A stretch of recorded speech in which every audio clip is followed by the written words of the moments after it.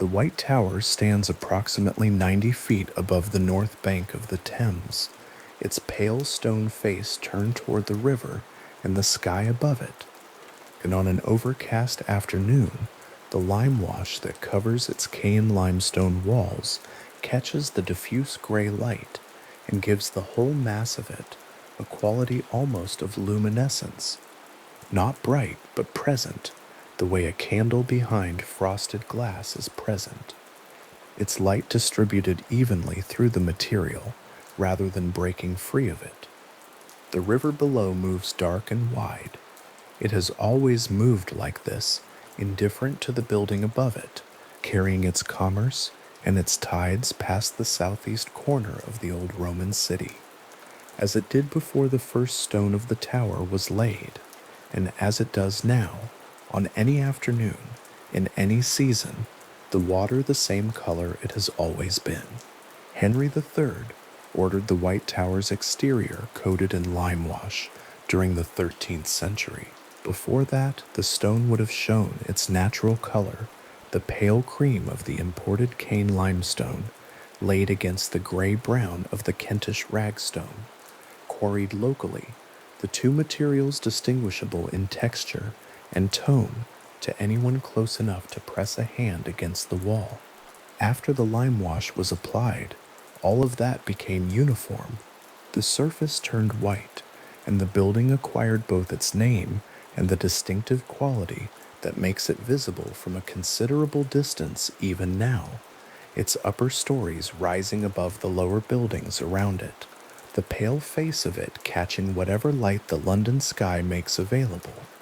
It was this quality Henry wished for, the building seen and recognized, its whiteness a declaration of the crown's presence at the river's edge, as plain and unmistakable as a flag. The construction that produced this building began around 1078, ordered by William the Conqueror and directed by Gundulf, Bishop of Rochester, who brought to the project both his ecclesiastical authority and a practical knowledge of stone construction that had few equals in England at the time. Gundulf had studied building on the continent. He knew what walls needed to be to carry height without failing, and the walls of the White Tower show that knowledge in their dimensions. At the base, they run between 11 and 15 feet thick. They taper slightly as they rise, but remain massive throughout, carrying the 4 floors and the corner turrets above them with a solidity that has required no fundamental reconstruction in nearly 1,000 years. The building that stands today is not a restoration. It is, in its essential structure, the building Gundulf designed. The stone came from 2 places. The cane limestone was quarried in Normandy, William's own territory, the same pale stone used in the great Norman ecclesiastical buildings of the period, and transported by ship across the Channel and up the Thames to the construction site. The Kentish ragstone came from quarries closer to hand, its gray-brown rougher texture working well with the smoother cane stone in the internal courses and the rubble fill between the wall faces. Both materials were selected for density and durability. Both have performed as selected. The walls they form have not shifted appreciably in 9 centuries. The foundation, laid on the remains of the Roman wall that already occupied the southeast corner of the old city, provided a base so stable that the question of structural movement has never, in any recorded period, been a serious concern. William chose this location deliberately. The southeast corner of the Roman city wall was not simply an available site, it was a strategic position. The old wall ran east to west along the river's edge and turned north at the corner where the tower now stands, giving any fortification built there the advantage of 2 walls already in place, the Roman stonework serving as the tower's south and east boundaries, at no construction cost, its centuries of settlement and consolidation, providing exactly the kind of foundation that a new building in an unfamiliar city required. From the river, The fortification would be immediately visible to any vessel approaching London from the east. From the city, it would be equally visible to the conquered population. This was its purpose. The building was built to be seen, and it has been seen from both directions, from the water and from the land, in every year since its construction. The original structure William ordered was wooden. This is worth holding for a moment. The building that would become one of the most enduring stone structures in England began as a timber fortification, quickly raised in the immediate aftermath of the conquest to establish a visible military presence before the slower work of stone construction could be completed. Wood first, then stone. The wooden structure is gone, no trace of it survives above the ground, and what lies beneath has not been systematically excavated in any modern sense. What survives is the stone that came after it, rising from the same corner, occupying the same position at the river's edge, doing the same work, but in a material designed to last, not years, but centuries. The White Tower's interior arrangement reflects Gundulf's understanding of both military and ecclesiastical function. The ground floor was used for storage, the thick walls and narrow windows, making it naturally secure for supplies, equipment, and material. The upper floors were increasingly domestic and official in character, with the Great Hall and the constable's quarters occupying the second floor and the royal apartments above that.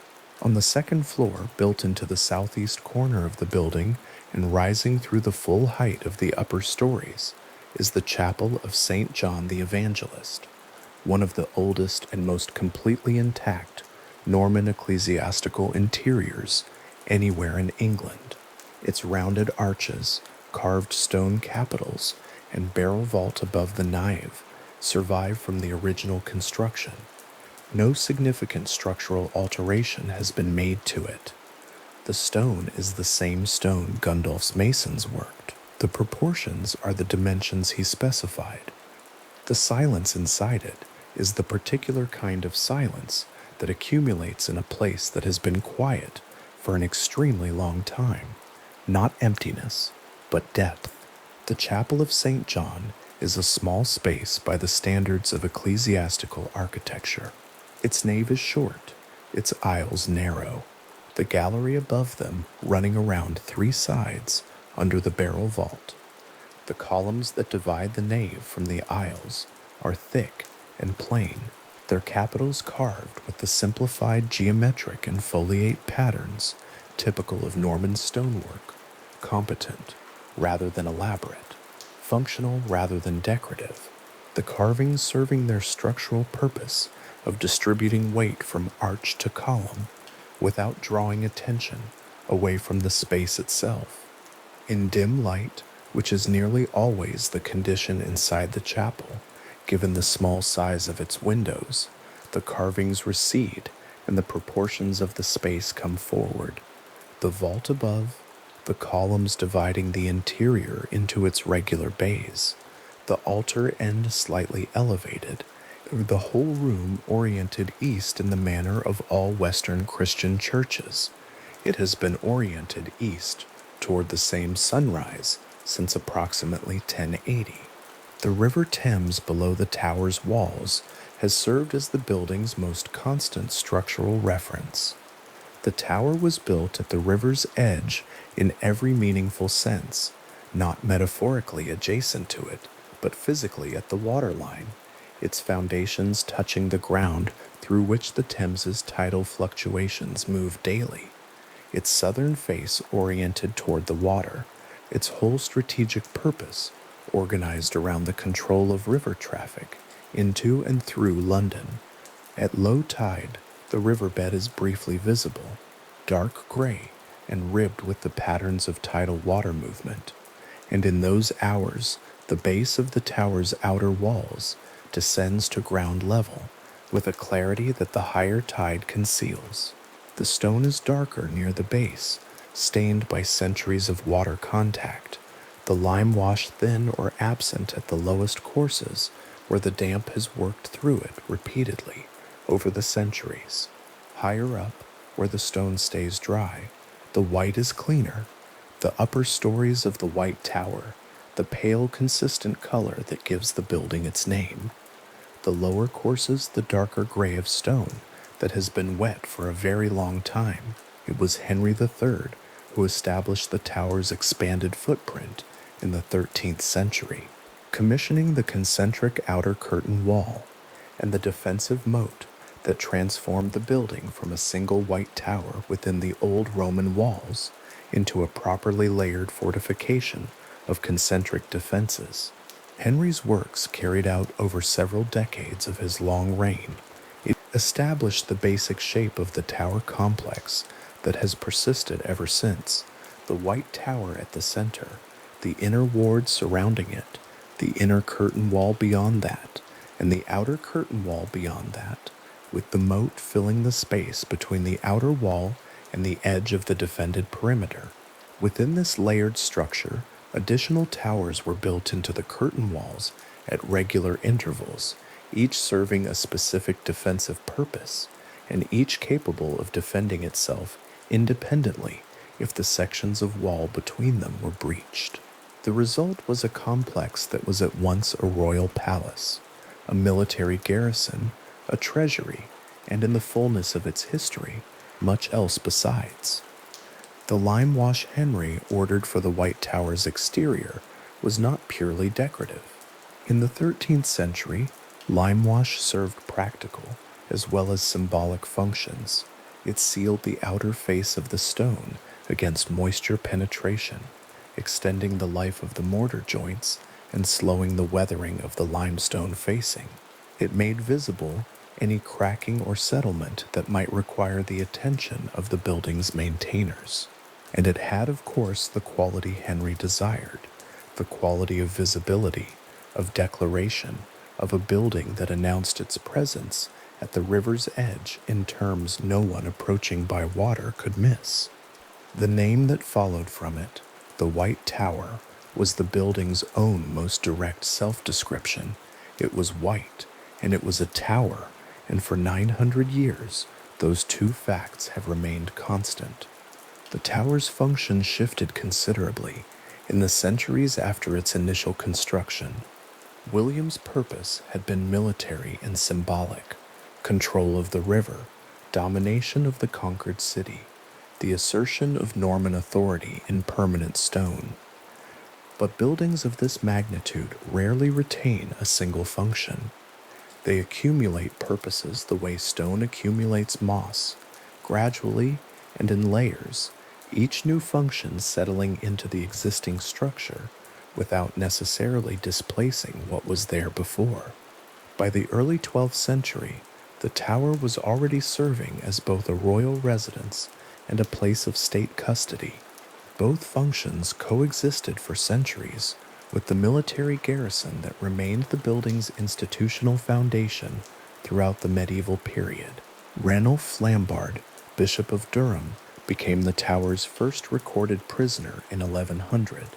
His imprisonment by Henry I, William's son, who had imprisoned Flambard for financial abuses during William II's reign, established the tower's custodial function in a formal sense, beginning a record of high-profile imprisonment that would grow steadily throughout the medieval and Tudor periods.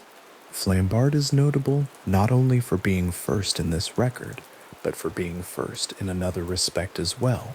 He is also the first recorded person to escape from the tower, having arranged for a rope to be smuggled into his cell in a wine barrel, and having descended from his window by night into a boat waiting below on the Thames.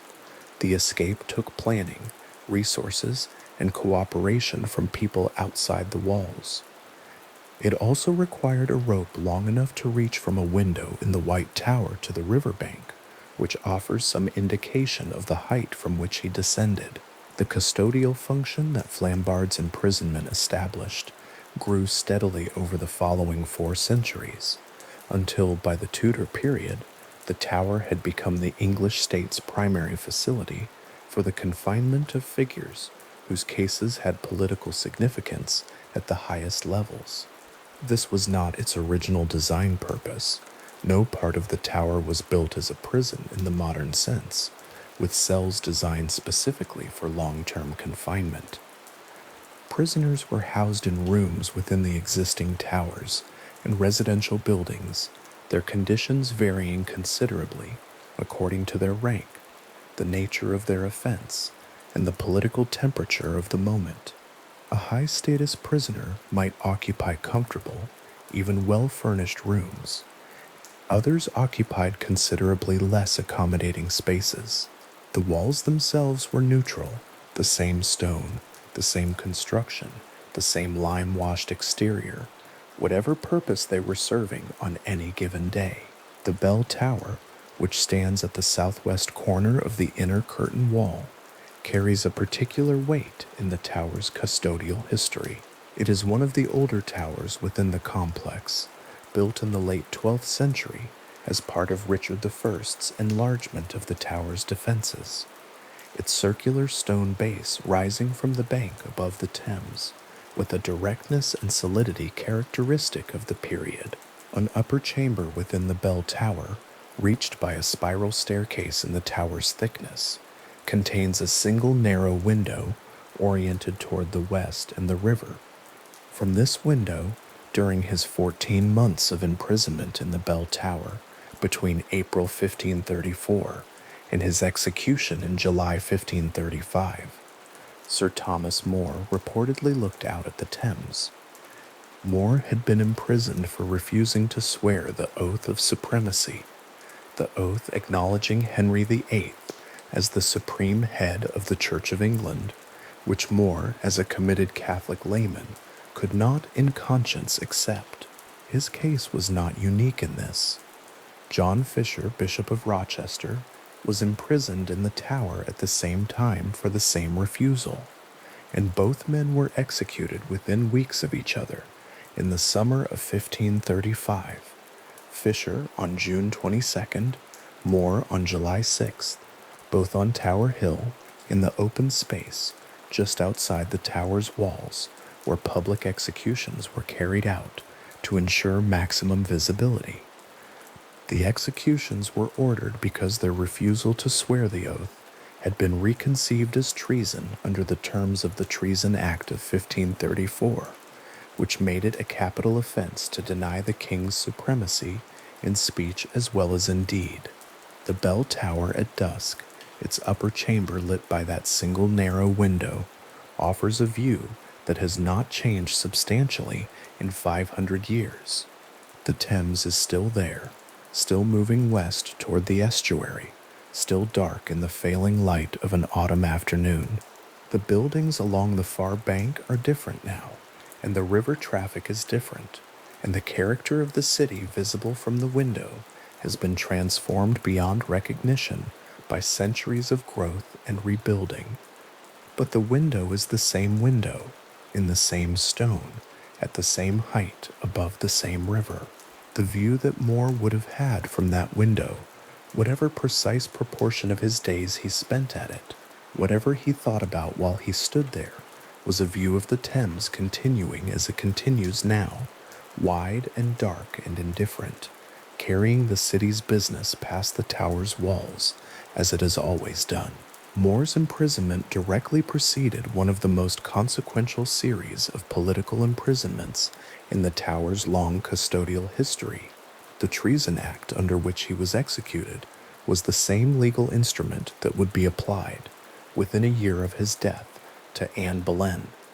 The pattern of political coercion that More and Fisher's cases established, the use of the tower as the terminal destination for figures whose continued existence posed a theological or political problem for the crown, was not incidental to the tower's history in this period. It was for a stretch of years in the 1530s, the building's primary institutional function, its stone walls and its thick oak doors, serving the specific purpose of containing people whose beliefs or knowledge had made them inconvenient to a king determined to remake the constitutional relationship between England and Rome. The tower's concentric defensive structure, built by Henry III and completed in further stages by Edward I, provided the kind of layered physical security that high-profile political imprisonment required. The outer moat filled from the Thames, tidal, wide, and difficult to cross without the use of the controlled access points at the tower's main gates, was the first obstacle. The outer curtain wall was the second, its towers and wall walks providing continuous observation of the approaches to the main inner ward. The inner curtain wall was the third, its own towers and gatehouses controlling movement between the outer and inner wards.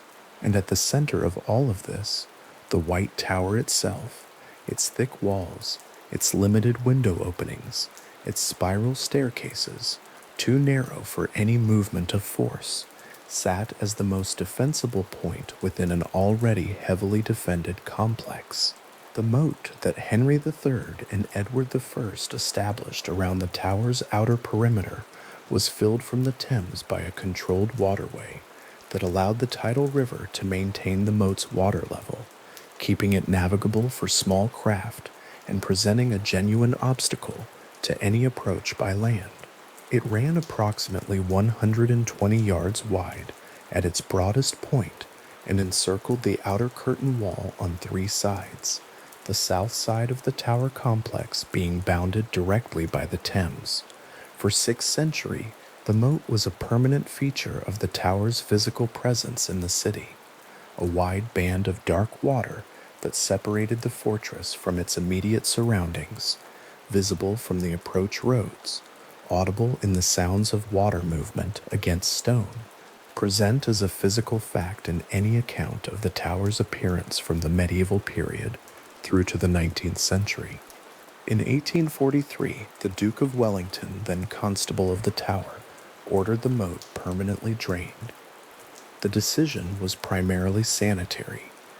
The moat had, by the 19th century, become a significant health hazard, its waters stagnant and contaminated by the effluent of the city that had grown up around it over the centuries, its condition contributing directly to outbreaks of disease within the Tower garrison. Wellington's order to drain it resolved the sanitary problem definitively. The moat was emptied, its bed cleared, and the water not replaced. What had been water became, over the following years, grass, a wide stretch of level ground between the outer curtain wall and the outer defensive bank. Green and quiet and deceptively unremarkable, its surface giving no immediate indication of the depth that lies beneath it. The drained moat is still legible, however, to anyone who walks the tower's perimeter and pays attention to the ground. The depth is present in the topography, the distinct depression between the outer bank and the outer wall, the way the grass surface dips down and rises back up in a consistent curve that follows the old water line. The width is present in the distance between the inner edge of the bank and the base of the outer curtain wall, wide enough that crossing it before the draining would have required a proper bridge or boat, not simply a long step. The shape of the water is still in the land, held by the earth that absorbed it and the banks that contained it, the form of the moat surviving in the ground after the water that defined it has been absent for nearly 200 years. The Tower of London today covers approximately 12 acres within its outer perimeter. This is a considerably larger footprint than the single tower William ordered in 1066, and the expansion that produced it was gradual, each century adding to what the previous one had built, each addition responding to the changed requirements of defense, of custody, of ceremonial function, of residential use. The result is not a single building or even a coherent architectural ensemble, but a layered accumulation of structures from multiple periods, each built in the materials and to the standards of its time, each modified by subsequent centuries of maintenance and adaptation. The White Tower is the oldest and the largest of these structures, but it stands now within and among buildings that post-date it by a century, 2 centuries, 4 centuries, and that have themselves accumulated their own layers of use and modification across the years. The Chapel of St. Peter at Vincula, which stands on the north side of Tower Green within the Inner Ward, dates in its present form primarily from the early 16th century, rebuilt under Henry VIII after a fire, though a chapel has occupied that site within the tower complex since at least the 13th century. Its exterior is plain, its stone walls carrying the simple, functional quality of a building that was always meant primarily for use rather than display. It is a working church within a working fortress, its interior proportions modest by the standards of the period in which it was rebuilt, its nave short, and its aisles flanking that nave with the quiet orderliness of a space designed for regular use by the tower's permanent community of soldiers, officials, and their families. St. John's Chapel in the White Tower and St. Peter at Vincula in the Inner Ward are separated by approximately 300 yards of open ground within the tower's concentric walls. They represent the building's two most significant surviving religious spaces, one built in the 11th century within the military core of the fortress, the other rebuilt in the 16th century on the site of a much older chapel within the residential and administrative precinct of the Inner Ward. Both are still in regular use. The ceremony of the keys, performed every night at the tower, ends with the escort party making their way back through the tower's internal routes to the Byward Tower, and the Chapel of St. Peter at Vincula remains, as it has been since the Tudor period, the tower's principal place of communal worship and the burial place of a number of the tower's most historically significant prisoners. The tower's function as a royal palace effectively ended in the 16th century, as the court gravitated toward the newer and more comfortable palaces at Greenwich, Hampton Court, and Whitehall. Its function as a treasury and as the home of the Royal Mint continued into the 19th century, when the Mint was finally relocated to a purpose-built facility outside the tower's walls. Its function as a military garrison and an armory persisted through the Second World War, and its function as a place of custody, which began with Flambard in 1100, continued. The last prisoner held at the tower under wartime security regulations was Rudolf Hess in 1941, though his confinement lasted only 4 days before he was transferred to a more suitable facility.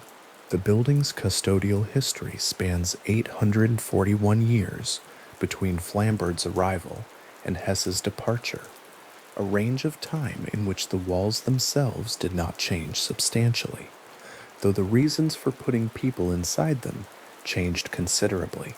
The specific quality of the tower's stonework, its mass, its age, its particular combination of Norman limestone and Kentish ragstone, its lime-washed exterior catching the diffuse light of a gray London afternoon, is not something that translates straightforwardly into description. There are buildings of comparable age in England. There are buildings of greater architectural complexity. There are buildings whose histories carry a similar weight of documented event. But there are very few buildings in England where the accumulation of function, military, residential, custodial, ceremonial, administrative, religious, has left the stone so continuously inhabited, so thoroughly worked through by the ordinary and extraordinary events of 900 years of English history, that the building itself seems denser than its materials alone would make it. The Roman wall at the tower's southeast corner, the boundary on which the original wooden fortification stood, is now marked only by low stone and the knowledge of what it was, the edge of the Roman city, the place where William's engineers chose to anchor their first wooden structure within existing defenses. Fragments of the Roman wall are visible at certain points within the tower's perimeter, their brick and rubble construction distinguishable from the later Norman stonework by their coursing in their materials. These fragments are not interpreted or highlighted in any dramatic way. They are simply there, in the ground, and in the lower courses of the walls they were incorporated into. The oldest human construction in a place where construction has been essentially continuous for nearly 2,000 years. The White Tower at low tide on the Thames, pale against an overcast sky, the river dark beneath it. This is the image the building has presented to the world since the 13th century, when the limewash Henry III ordered settled over the Caen limestone and gave the building the appearance it has maintained ever since. 9 centuries of tides have passed the base of those walls. 9 centuries of London weather have worked across the surface of that stone. The limewash has been renewed many times over those centuries.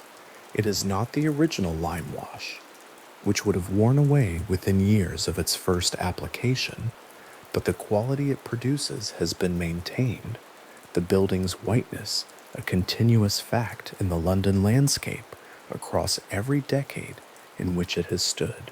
The grass that now occupies the drained moat catches the late afternoon light in a way that the water once did, not identically, but analogously, the wide flat surface between the outer bank and the outer curtain wall, holding the sky's color in the same way that water holds a reflection, the green of it pale and flat in overcast light, the depth beneath the surface invisible. The moat held its shape in the water for 6 centuries. Now it holds its shape in the ground. The earth remembers the water's dimensions, the width, the curve of the banks, the depth of the channel, with a fidelity that the grass surface makes visible to anyone who looks carefully at the lie of the land between the tower's concentric walls. This is how the tower holds its history, not in the dramatic surfaces, not in the plaques and the guided tours and the formal interpretations, but in the accumulated physical evidence of the structure itself, in the thickness of the walls, in the dimensions of a drained moat, in the shadow of a narrow window through which a specific person in a specific year would have seen the same river that continues to move past the building's south face on every day of the year. History is not something that happens and then ends, leaving only documents behind. It is something that happens and then remains in the stone, in the ground, in the shape of a space that was once filled with water and is now filled with grass and light, legible, patient, and entirely present to anyone who arrives at the building and takes the time to look. On the 2nd of May, 1536, a barge moved upriver along the Thames toward the Tower of London. The water was gray that morning, and the current moved against the hull in the slow, indifferent way of a river that has carried many things and made no distinction between them. Inside the barge was Anne Boleyn, Queen Consort of England, arrested that morning at Greenwich Palace, and now approaching the tower by water, as was the custom for prisoners of rank. The court gate opened ahead of her. She had passed through it before, 3 years earlier, in the direction opposite to this one, on the eve of her coronation, when the river had been dressed with boats, and the banks had been crowded with people come to watch the procession. Now the banks were ordinary, the morning unremarkable, and the gate received her again in silence. Contemporaries noted the symmetry. It was not a detail that required interpretation or elaboration. The same gate, the same woman, the same stretch of river, only the direction reversed, and the ceremony entirely different. Some who recorded the event used the word again when they described her entering, as if the repetition itself were the thing that demanded noting. She stepped from the barge and into the tower, and the gate closed behind her, and the river continued moving as it always had, wide and dark and without comment. The story of Anne Boleyn at the Tower is at its simplest the story of 10 days in May of 1536 between her arrival and her death. But those 10 days sit at the end of something much longer, a history that began a full decade before she entered the Tower as a prisoner, when Henry VIII was writing letters to a woman he had not yet persuaded, in a pursuit that would alter the shape of England more thoroughly than almost any other event in the previous 4 centuries. The letters he wrote during that period were not found in an English archive. They are held today in the Vatican Library, and they have been there for nearly 5 centuries. 17 handwritten pages in the hand of the king himself. The ink faded now from black to brown, but the words still legible, the language of urgent persuasion still audible in the phrasing. A man who was accustomed to having what he wanted, making an extended and very careful case for why he should be allowed to have this particular thing. The letters are dated to approximately 1526 onward, and Henry was pursuing Anne during a period when he was still officially married to Catherine of Aragon, which meant that the correspondence carried a political charge as well as a personal one.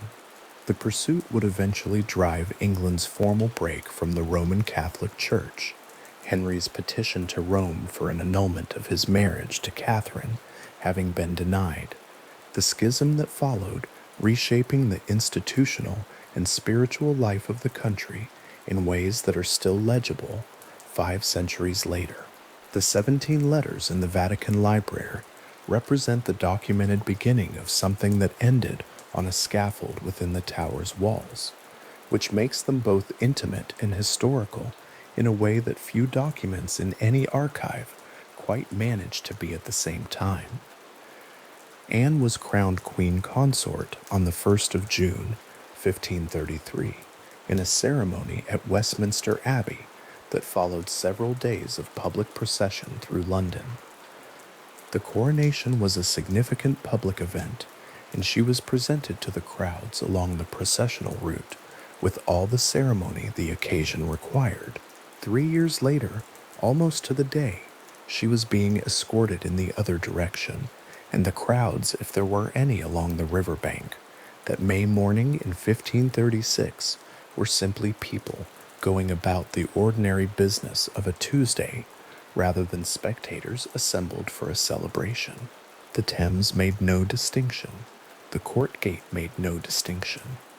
The Tower received her, and the record of what happened inside it then is, on the whole, better documented than many events of the period, though some of the most important questions about those weeks remain, after 5 centuries without answers that fully satisfy. The charges brought against Anne Boleyn in May of 1536 were adultery with 5 men: Mark Smeaton, a musician in the royal household; Henry Norris, a senior courtier; Sir Francis Weston; William Brereton, and her own brother, George Boleyn, Lord Rochford. The accusations were grave, the most serious of them requiring not merely evidence of infidelity, but evidence of a kind of treasonous conspiracy against the king. Of the 5 men accused alongside her, only Mark Smeaton confessed. He was the only one who did not hold a position of established rank, a fact that contemporaries noted, and that historians have continued to note in the centuries since. His confession, by the account of most researchers who have examined the period in detail, was almost certainly obtained under duress. The specific means of that duress are not definitively established in the surviving documents, but the circumstantial evidence around the circumstances of his interrogation and the nature of his confession relative to the accounts given by the other accused men has led the majority of modern historians to treat it with significant skepticism as a free and voluntary statement.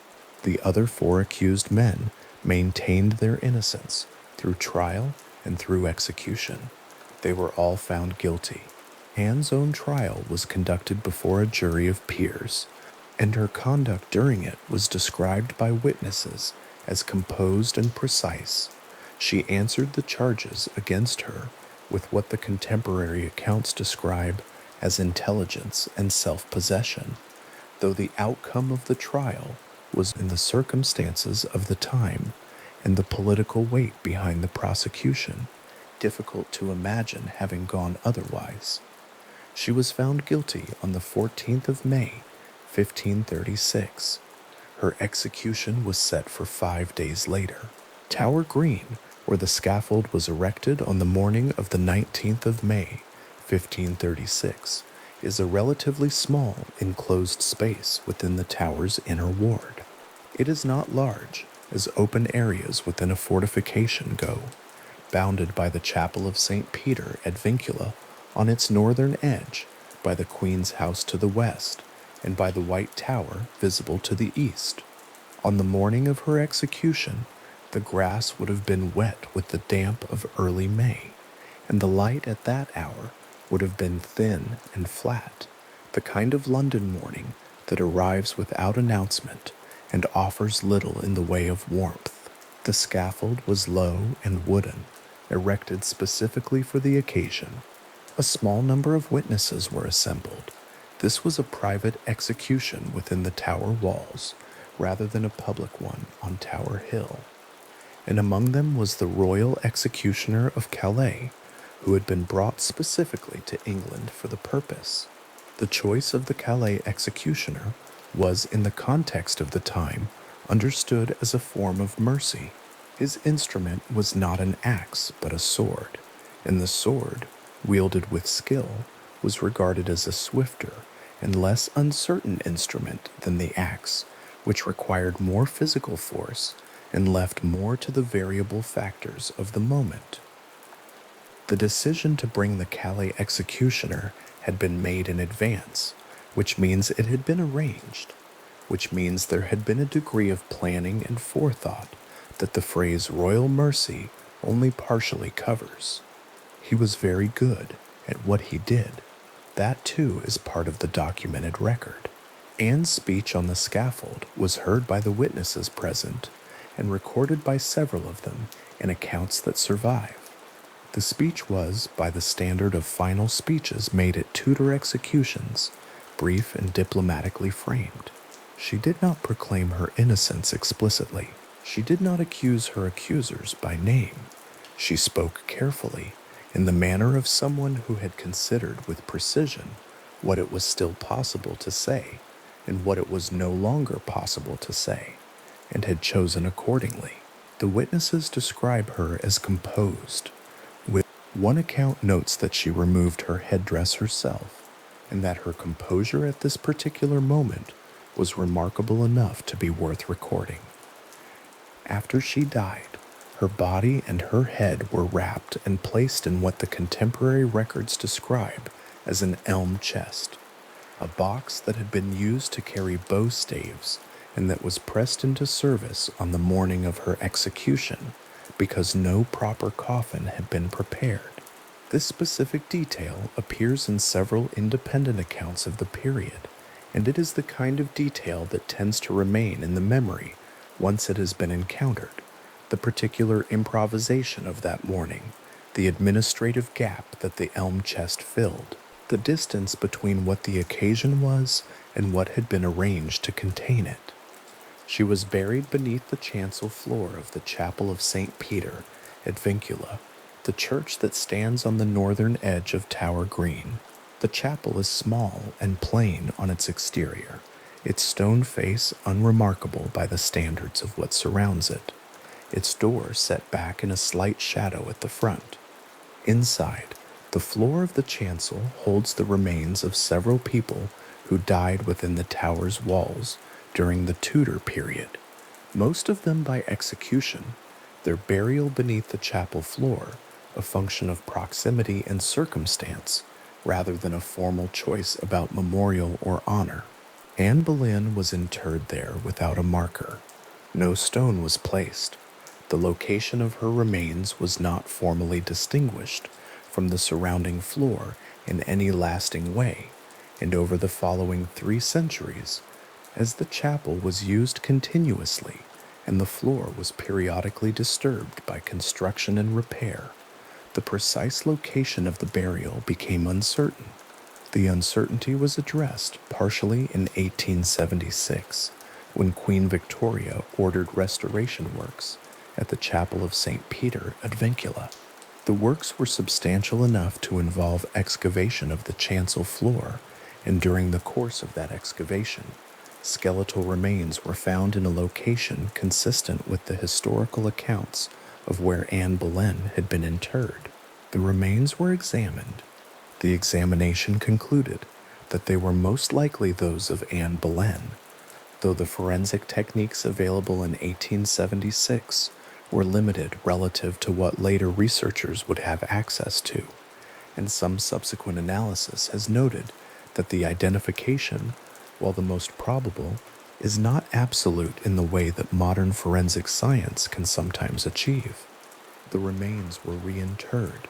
A marble ledger stone was placed over the location, inscribed with her name and the dates associated with her, and that stone is there today in the chancel of the Chapel of St. Peter at Vincula, within the grounds of the Tower of London, within 100 yards of the place on Tower Green where she was executed on a May morning in 1536.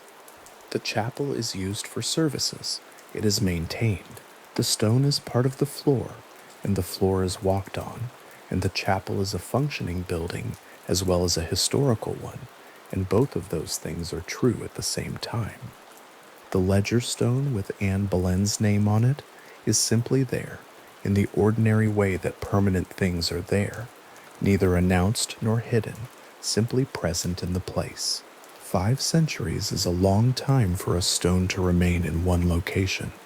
It is also not very long, measured against the age of the chapel itself, which was founded in the 12th century and has been standing in one form or another since before any of the events associated with it in the Tudor period occurred. The building predates the most famous part of its own history, which is a thing worth holding for a moment. The chapel was old before Anne Boleyn was born. It will very likely still be standing long after the particular period of history it is most associated with has become as remote as the 12th century now feels to us. And yet the connection is specific. The stone in the floor has a name on it. The name corresponds to a person who was executed on the green visible through the chapel's narrow windows. The distance between those two facts, the name on the stone and the scaffold on the green, is the length of a short walk across the grass. The circumstances that led Anne Boleyn to the tower were not simple, even in the telling of them that takes the charges against her at face value, which most modern historians do not. The relationship between Henry VIII and Anne Boleyn had begun in approximately 1526 and had, in the decade that followed, driven the most significant institutional rupture in English religious history, produced one surviving child, the girl who would become Elizabeth I, and generated a degree of political and personal complexity that the surviving documents only partially illuminate. Henry's letters in the Vatican Library carry a specific quality of ardor and calculated persuasion that, read now, are difficult to hold without some awareness of what followed from them. The letters survive, and the marriage they help to produce does not, and the distance between the two things is measured in the events of May 1536, which the documents record in some detail. Mark Smeaton, the musician whose confession provided the legal mechanism for the prosecution of Anne and the other 4 accused men, was executed on the same day as the other men charged alongside her, the 17th of May, 1536, 2 days before Anne herself. He had confessed under circumstances that the documents surrounding the case do not fully detail, but that the majority of historians who have studied the period closely regard as having involved some form of coercion. He was not a man of rank.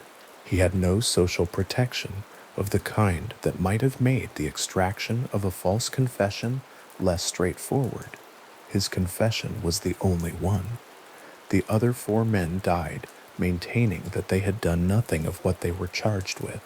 None of this resolves what happened or what was true, and the documents that survive are not the kind that settle the question with the finality that a later era's record keeping might have produced. What the record does show is specific and particular: who was charged, what they said, who confessed and who did not, and what happened to each of them in the days and weeks that followed.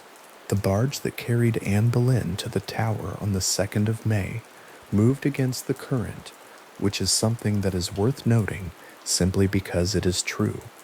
The Thames at that point in its course flows from west to east toward the sea, and Greenwich is to the east of the Tower, which means the journey from Greenwich to the Tower required the barge to move upriver, against the direction the water wanted to go. This is a small and entirely ordinary navigational fact, and it means nothing beyond itself. But it is the kind of specific, concrete detail that the imagination tends to reach for when it tries to hold an event that is otherwise very large and very old, and reach for in the direction of something that is simply physically true, rather than interpreted or processed through the machinery of meaning. The water ran toward the sea. The barge moved against it. The court gate appeared ahead, its stone face pale above the waterline, the same gate it had always been. The Queen's House, the half-timbered Tudor building on the west side of Tower Green, was the building in which Anne Boleyn was held during her imprisonment. It was not the Tower's dungeon, not a cold stone cell beneath the waterline. It was a building of a certain status, furnished and staffed in ways appropriate to a prisoner of her rank, with ladies-in-waiting assigned to attend her during her confinement. The documents from her imprisonment record that she talked a great deal. Her attendants wrote down some of what she said, not systematically, not as a formal record, but in the manner of people who were present during an unusual and frightening few weeks, and found themselves noting the details of it. She spoke about what she feared. She spoke about what she remembered. She spoke about her daughter, who was not yet 3 years old. Some of the accounts have a quality of ordinary human observation. A woman in a frightening situation, talking in the way that people talk when they are frightened, the words coming because silence was worse than speaking, the thoughts moving in the circular way that thoughts move when there is nowhere for them to go. The accounts of her behavior during the trial describe something different from that. The courtroom demanded a different kind of self-presentation, and by the witnesses' accounts, she managed it, composed, precise, responsive to the charges, with a clarity that impressed even those who had come expecting to find her guilty. Whether that composure came from genuine certainty about the outcome, or from a decision made about how to meet it, whatever it was, the documents do not resolve. What they record is what was visible. A woman responding to a formal proceeding with a quality of attention that those present found worth noting, in the same way that her removal of her own headdress on the scaffold was worth noting, because composure in those particular circumstances was remarkable enough to stay in the memory of people who had witnessed other executions and understood what they were measuring against. The elm chest is the detail that most often returns when the documented account of her death is read carefully. It is such a specific, concrete object. A box for bow staves, pressed into service as a coffin because nothing more appropriate had been arranged. There is no emotional interpretation required or particularly useful here. The fact simply is what it is, a record of an administrative gap on a morning when the people responsible for the arrangements had prepared for the execution, but not fully for the burial. The chest was found, it was used, and the body was carried in it across the short distance between the scaffold and the chapel door. The chapel received her, and the floor of the chancel received her, and then there was no marker for 340 years. The marble ledger stone, placed in 1876, carries her name, and nothing else in the way of explanation. No epitaph, no date of birth, simply the name and the dates that define the historical record she left. It is a modest stone for a person whose existence had for a decade been one of the most politically significant facts in England. But modesty may be the wrong word for it. The stone simply records what is there, in the plain language of a record that has been placed to indicate a location rather than to make a statement. The name on the stone corresponds to a person. The person is beneath the stone. That is the whole of it, and the whole of it is considerable. The chapel stands on the north edge of Tower Green. The green is a short walk across the grass. The court gate through which Anne Boleyn arrived by barge in May of 1536 is still there, still the western entrance to the tower's inner ward. The river is still there, still running east toward the sea, in the same direction it was running on the morning the barge moved against it. The tower itself is still standing, the white tower rising above the inner ward, in the same position it has occupied since the late 11th century. The stone of it pale in certain lights and dark in others, unchanged in its basic form since the period in which it was built. The letters in the Vatican Library are still there too, 17 pages in Henry's hand, the ink brown and faded, but the words still legible for a careful reader.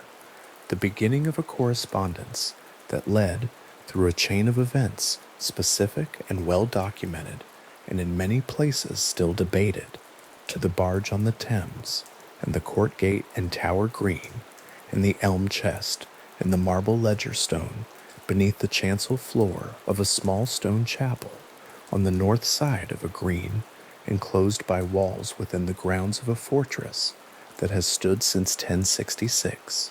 The letters are held carefully, in the way that archives hold things. They are not displayed, they are not widely known relative to the fame of the events they represent. They are simply there, in the place they came to rest, which happens to be a library in Rome, far from the tower, far from the Thames, far from the chapel, and the stone, and the name inscribed on it, but connected to all of those things by a sequence of events that the documents, read together, trace from beginning to end. The marble ledger stone in the chapel of St. Peter at Vincula was laid in 1876 and has remained in place since.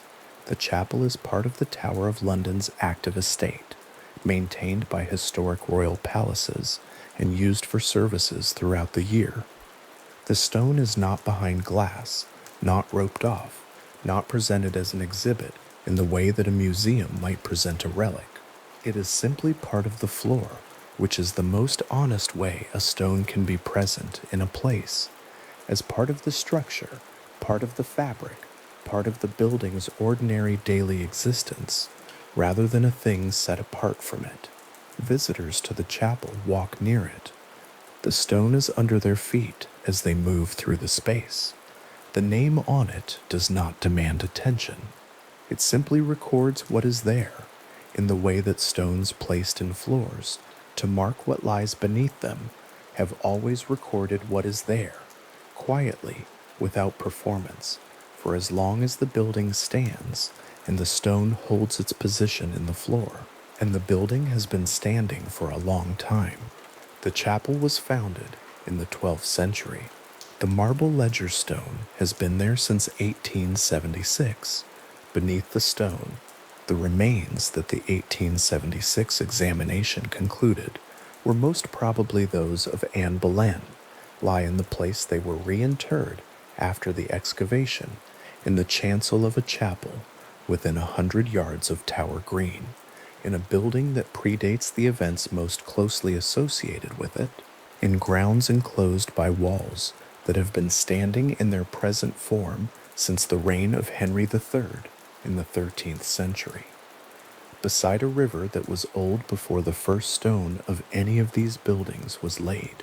That is the whole of the documented record, held in the plain language the documents themselves use, specific, particular, and when held steadily for a moment, quietly considerable in what it contains. The ledger stone is still there, the chapel is still there, the name on the stone is still legible, the Thames is still running east toward the sea, through the same city, past the same walls, in the same direction it was running on the 2nd of May, 1536, when a barge moved against the current, and the court gate opened, and Anne Boleyn entered the Tower of London for the last time, and the gate closed behind her, and the river continued on its way. The Queen's house stands on the west side of Tower Green, and at night its Tudor facade holds a particular quality of stillness. The upper timbers are dark against the stone, the windows set back in their frames, the ground floor entrance angled away from the open grass in a way that keeps it in shadow even on bright afternoons. The building is half timbered, which means it belongs to a different architectural tradition than the stone towers that surround it. Domestic where they are martial, narrow-windowed, and close where they are massive and open to the sky. It was built in the first half of the 16th century, and it stands today in substantially the form it held then, which means that the rooms in its upper floors are the same rooms where Anne Boleyn slept during the weeks of her imprisonment in May 1536. The timbers are the same. The window frames through which light entered and left during those weeks are, in their essential orientation, the same. At night, when the tower is closed and the last of the day's visitors have gone, the Queen's house sits at the edge of Tower Green, with its windows dark and its entrance in shadow, and it is from this building and from the ground immediately surrounding it that the largest number of reported sightings have been documented across nearly 2 centuries. The tradition of reported encounters at the Tower of London is not a single story with a single source. It is a distributed record, accounts filed at different times by different individuals through different institutional channels, with a consistency of certain physical details that has been noted by researchers who have cataloged them. The accounts do not all describe the same thing in the same way. They differ in specifics of time, in the exact location of what was seen, in the precise form the figure took. What they share, across a span of decades, and across the accounts of individuals who had no documented contact with one another, is a cluster of recurring particulars: a female figure, dark clothing, the vicinity of Tower Green, and, in a significant number of reports, the absence of a head. These are not dramatic embellishments added after the fact. They appear in the earliest documented accounts and continue to appear, separately and consistently, in accounts recorded generations later. The earliest well-documented accounts preserved in printed form date from the mid to late Victorian era, and they were set down in collections of British ghost lore whose compilers drew on oral tradition circulating among yeoman warders and members of the Tower garrison. This is worth holding clearly in mind. The accounts existed before they were written down. They circulated among the people who lived and worked within the Tower walls, passed between soldiers and warders across decades of garrison life before any collector of folklore thought to record them formally. What the printed sources represent, then, is not the origin of the tradition, but its first fixed point, the moment at which accounts that had been moving through a community by word of mouth entered the written record and became subject to a different kind of scrutiny. The oral tradition behind them is older than its documentation. By how much, no one can now determine with confidence. The Queen's house at night has a specific relationship to that tradition. Multiple accounts across multiple decades identify the building's exterior, its facade, The ground immediately beside its entrance, the area of Tower Green that falls within the sight line of its upper windows, as the location where a figure was seen, or where a presence was reported, or where a sound was heard that had no identifiable physical source. The consistency of this geographic focus is one of the features of the recorded tradition that researchers have found most difficult to attribute to simple coincidence. If the accounts were randomly distributed across the tower's considerable area, the clustering around a single building would not be expected. The Queen's House is not the most prominent structure within the tower complex. It is not the most historically famous. It is simply the building in which Anne Boleyn was held, and it is the building that appears, more than any other, in the distribution of reported accounts. The most frequently cited specific incident in the tower's documented sighting record is attributed to 1864. The core facts of the account, as they appear in the sources that have preserved it, are these. A soldier on sentry duty beneath the window of the lieutenant's lodgings.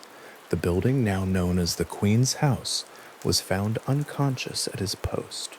The circumstances of his discovery led to a court-martial, which is the formal military disciplinary proceeding convened when a soldier is found to have been absent or incapacitated while on duty. At that tribunal, the soldier testified to what he had encountered during the night.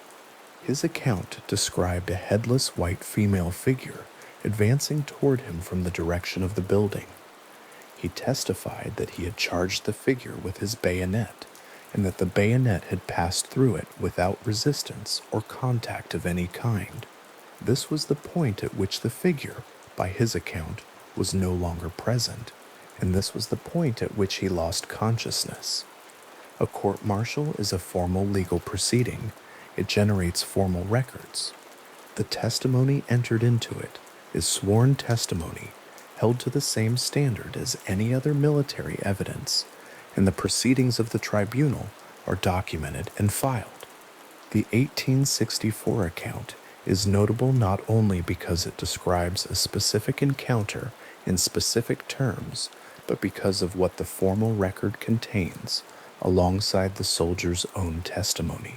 2 other soldiers and an officer reported having witnessed the confrontation from a nearby window. Their accounts were entered into the official court-martial record as corroborating testimony. They described having seen what the soldier on duty described, a figure at the position, the soldier's response to it, the aftermath. On the basis of this corroborating testimony, the tribunal reached its verdict: acquittal. The soldier's unconscious collapse, his charge at the figure, his testimony about what he encountered. These were accepted by the tribunal as having been adequately explained by the circumstances as he reported them. A formal military institution whose function is the systematic examination of evidence and the application of institutional standards of credibility, reviewed the account and found no grounds on which to disbelieve it. The documents that record this outcome do not, it should be said plainly, confirm that a paranormal encounter took place. They confirm that the tribunal reviewed the testimony and found it credible enough to produce an acquittal. What the tribunal made of the encounter itself, whether its members privately believed the soldier had seen what he described, or whether they found the corroborating testimony simply too consistent to dismiss, or whether the acquittal rested on other grounds not legible in the formal record, cannot be established from the documents alone. What can be established is the institutional fact. A military court entered corroborating witness testimony into its official record and used that testimony to acquit a soldier who described a bayonet passing through a figure that should not have been there. The record exists. It has been held in the relevant archives. It remains there. To sit with that fact for a moment is to encounter one of the more genuinely interesting features of the tower's documented tradition. Not the question of what the soldier saw, which remains entirely open, but the question of what an institution does with testimony it cannot explain. Military courts are constituted to make decisions, to weigh evidence and reach verdicts, to impose discipline or clear its application. They are not constituted to hold questions open indefinitely.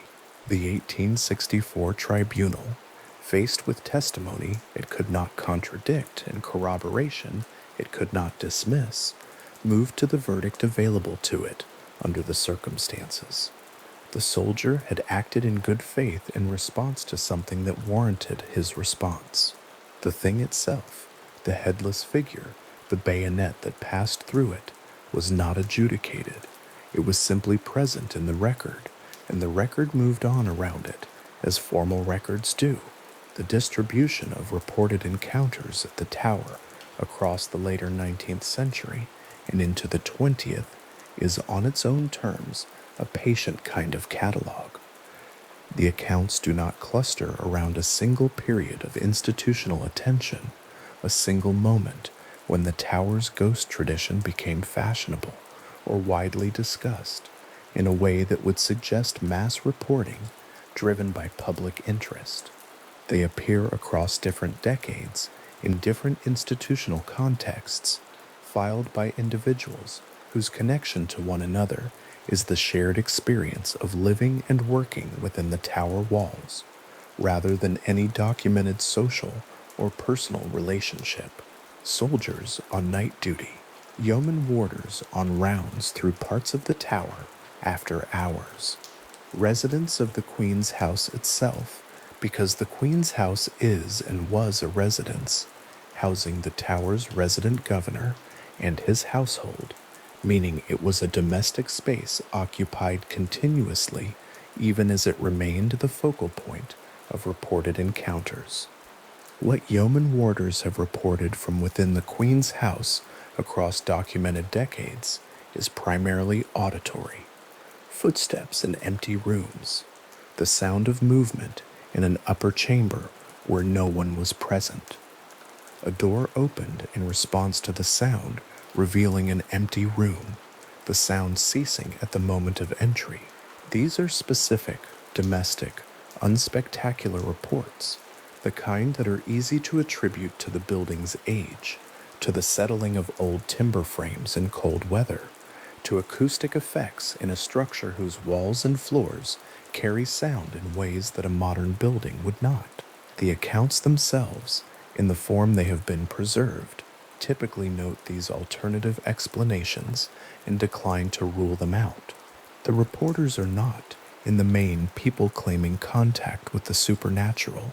They are people describing an experience they found unusual and filing or sharing that description in the context of a building they know to have a documented history of similar reports. This is one of the features of the tower's tradition that distinguishes it from a simple accumulation of ghost stories. The people most closely associated with the building, the yeoman warders who have served there across generations, the officers and garrison soldiers who have occupied its quarters, the governors and their households who have lived within its walls, hold the reported tradition with a quality that might be described as informed familiarity rather than active belief. It is part of the known character of the place. It is factored into the experience of working and living there without being, for most people, either confirmed or dismissed. The encounters are reported, they are noted, they are discussed. They are not in general treated as revelations requiring an immediate conclusion. They accumulate the way the building itself accumulates, layer on layer, decade on decade, without any single moment that settles the question of what they are. The figure most consistently described in the century accounts, headless, in dark clothing, moving across the area of Tower Green in the vicinity of the Queen's house, carries specific physical details that have persisted across the most widely separated reports. The dark clothing is typically described as black, and specifically as consistent with the dress of a Tudor woman of rank rather than of a servant or a common prisoner. The movement of the figure across multiple independent accounts is described not as the rapid movement of a person in distress or the erratic movement of something producing alarm, but as a kind of measured, deliberate passage across a short distance, present, moving, and then no longer visible, without any account of how it arrived or where it went.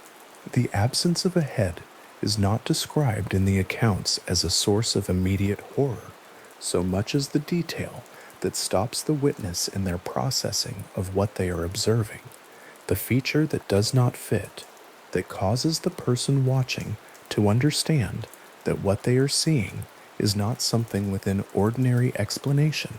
This quality, the figure that reads as almost normal, almost explicable, until the single detail that is not, appears across the tower accounts in a way that researchers of the tradition have noted as worth considering.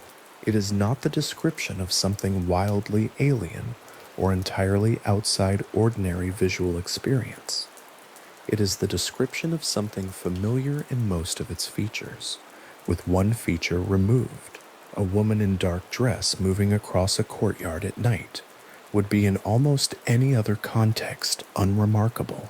The tower is a place where people live and work. Women in dark clothing have always been present within it. What the accounts consistently report is not an alien figure, but a familiar one, made strange by a single absence, and that quality of the familiar made strange appears to have a particular effect on the witnesses who describe it, producing not the immediate flight response associated with sudden alien threat, but a kind of arrested attention, a sustained confusion, a reaching for explanation that the visual evidence resists. Night duty at the tower in the 19th century was a specific experience that it is worth placing in some detail. The tower complex covers approximately 12 acres.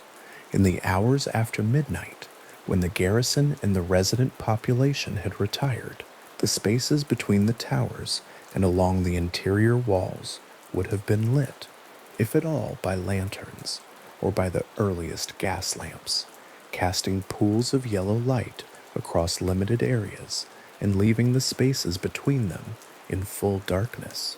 Tower Green itself, the enclosed inner courtyard where the executions of high-profile prisoners took place, where the chapel of St. Peter at Vincula stands at the northern edge, where the Queen's house presents its Tudor facade to the west, would have been, at those hours, a defined and finite space, its edges marked by stone walls and towers, its center open and dark, under whatever sky the night provided. A figure moving across that space in the dark would have been visible at a distance, caught in available light, and lost again in shadow, its features uncertain until proximity clarified them.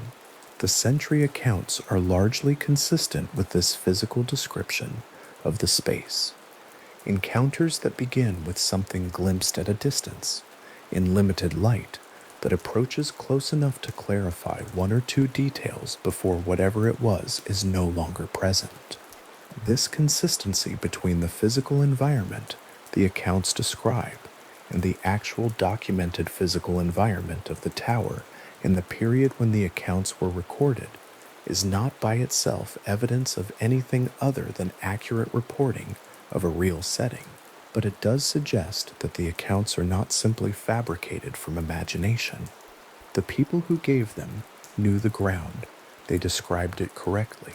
The positions they occupied during the reported encounters correspond to documented sentry positions.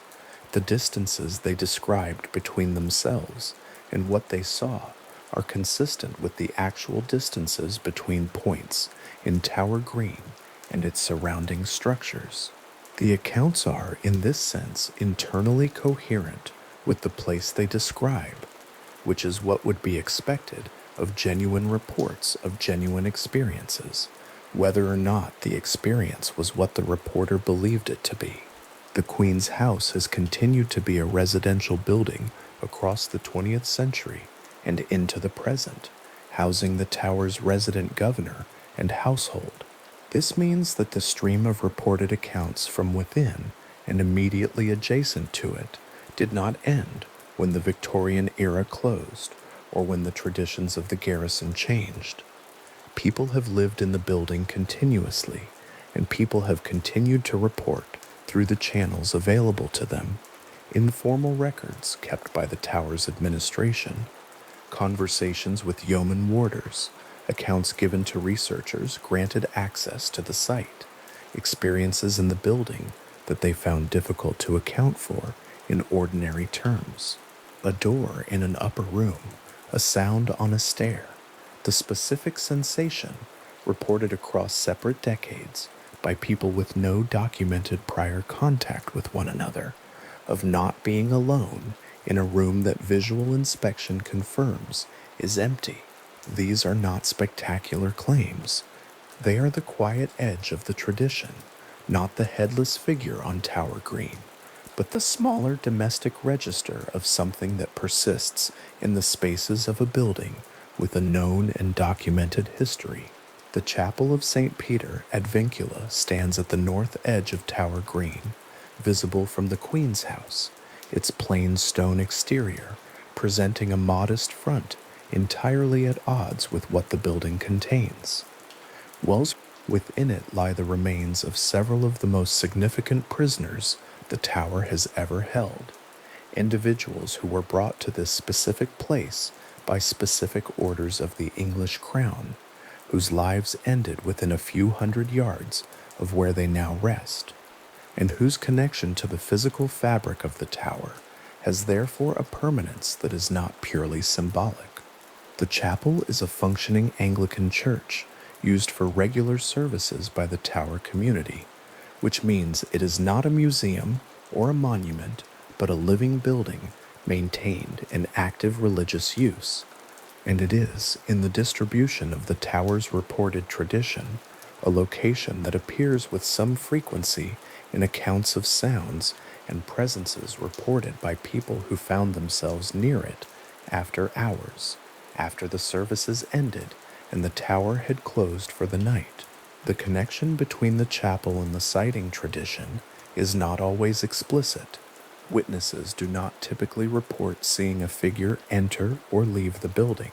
The reported encounters near the chapel tend to involve sound rather than sight, something heard in the dark outside its walls, in the hours when the chapel itself is sealed, that the reporter could not identify and could not trace to any physical source.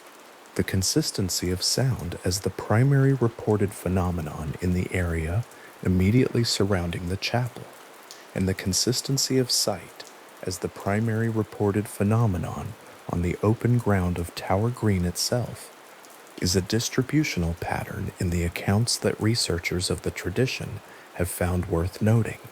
The two clusters of report are geographically adjacent but phenomenologically distinct, which might suggest two separate traditions that have grown up around two separate aspects of the same location's history. Or it might suggest something about the different acoustic and visual properties of an enclosed stone chapel versus an open courtyard at night. Neither explanation resolves the accounts. Both are available, and the temporal distribution of the century accounts spread across the mid-19th century into the 20th, rather than clustered in a single period, is one of the features that distinguishes the tower tradition from accounts that can be explained as episodes of mass reporting driven by a specific trigger. When a story achieves wide public circulation and public curiosity becomes focused on a particular location, the frequency of reported encounters at that location typically rises sharply in the immediate aftermath and diminishes over time as attention shifts elsewhere. The tower's sighting tradition does not follow this pattern in the accounts that have been cataloged. The reports continue at a roughly consistent rate across decades. The specific details that recur, the dark dress, the measured movement, the proximity to the Queen's house, appear in accounts separated by years and decades in a way that is difficult to attribute to straightforward cultural contagion, to each new reporter having simply absorbed the story from the previous one and replicated its details. The possibility of indirect transmission is always present. People who live and work in the tower know its traditions. A person who has grown up on the story of the headless figure would not be starting from a clean slate when they take up a night posting near Tower Green. This acknowledged, the sheer temporal span and the institutional variety of the channels through which the reports have come present, a pattern that the contagion hypothesis on its own does not fully account for. There is a quality to the 1864 court-martial record that deserves another moment of attention before leaving it. The two soldiers and the officer who corroborated the sentry's account from the nearby window were not, by the logic of their situation, well served by agreeing with his testimony. In a military context, confirming that you witnessed a fellow soldier charging an apparition with a bayonet and that the bayonet passed through it and that this was what rendered him unconscious was not the kind of testimony that reflected well on the witnesses, regardless of the outcome for the accused. And to file this corroboration through official channels, to enter it into the formal record of a tribunal, to have it accepted and acted upon, these are acts that carry a different weight than the informal circulation of a ghost story through garrison rumor. The three witnesses put their account into a formal institutional proceeding where it would be examined. The institution examined it and accepted it. This does not mean the account is true, but it means that the people closest to the events, including the people whose professional credibility was implicated in what they said it anyway, and said it in the setting where the consequences of what they said were most directly legible to them. Tower Green, after midnight in the 19th century, was cold in winter, with a particular quality of cold, the kind that comes not from open exposure to wind, but from enclosure within stone that holds the absence of warmth long after the air around it has changed. The walls of the tower complex are massive enough that they retain temperature against the body of the stone itself, radiating that retention outward into the interior spaces after the sun has been down for hours. A soldier on night duty near the Queen's house would have been aware of this cold as a physical fact of the posting, a constant presence that the available clothing of the period addressed only partially. The lanterns or gas lamps at the available points of light would have illuminated the cobblestones immediately beneath them and faded quickly into the surrounding dark. Tower Green at that hour was a small, enclosed, well-defined space that a single person could observe most of from a stationary post, which is why sentry accounts consistently locate the figure at a distance that allowed observation before approach, and why the descriptions of what the figure looked like have a specificity that suggests actual visual experience of something in that defined space. The sentry tradition at the tower is not the whole of the reported tradition, but it is the part of it that has entered the most formal institutional record, and it is therefore the part that is most available to a specific kind of attention. Other accounts from yeoman warders, from residents, from overnight staff have been preserved in less formal ways, in the notes kept by tower administrators, in conversations recorded by researchers, in the accumulated oral tradition that continues to circulate among the people who live and work within the complex today. These accounts tend to be less dramatic in their content and more precisely located in the domestic geography of the place, the specific room, the specific hour, the specific sound. They form a substrate beneath the well-documented sentry encounters, a quieter register of the same tradition, and their sheer volume and continuity across time is in its own way as notable as any single dramatic incident. A yeoman warder's written account describing footsteps in an upper room of the Queen's house, heard moving from one end of the room to the other, then stopping when the door is opened and the room found empty, is a specific document of a specific experience in a specific place. It does not describe a headless figure on Tower Green. It does not involve a court-martial or a bayonet. It is the account of a sound in an old building at an unusual hour, stopping when a door opens, filed in the institutional memory of the place where it occurred. On its own, it would barely register as remarkable. In the context of the accumulated tradition, the century accounts, the formal military records, the distributed reports across 2 centuries, it is simply one more point in a pattern that has continued to appear regardless of the institutional or historical period in which it was recorded. The Queen's house sits tonight on the west side of Tower Green, with its windows dark. Its Tudor timbers are the same timbers, or very close to the same timbers, that were in place in May 1536. The upper rooms that face the green are the rooms where a woman spent the weeks between her arrest and her execution, and where, if the reported tradition is to be given any weight at all, something has continued to make its presence felt across the better part of 2 centuries. The accounts are not agreed upon in every detail. They are not internally consistent in every particular.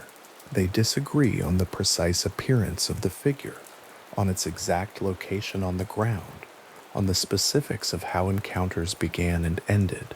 What they share is the location, the dark clothing, the proximity to this specific building, and the fact of having been filed, reported, entered into institutional records, and preserved across time by the various channels through which such accounts are kept alive.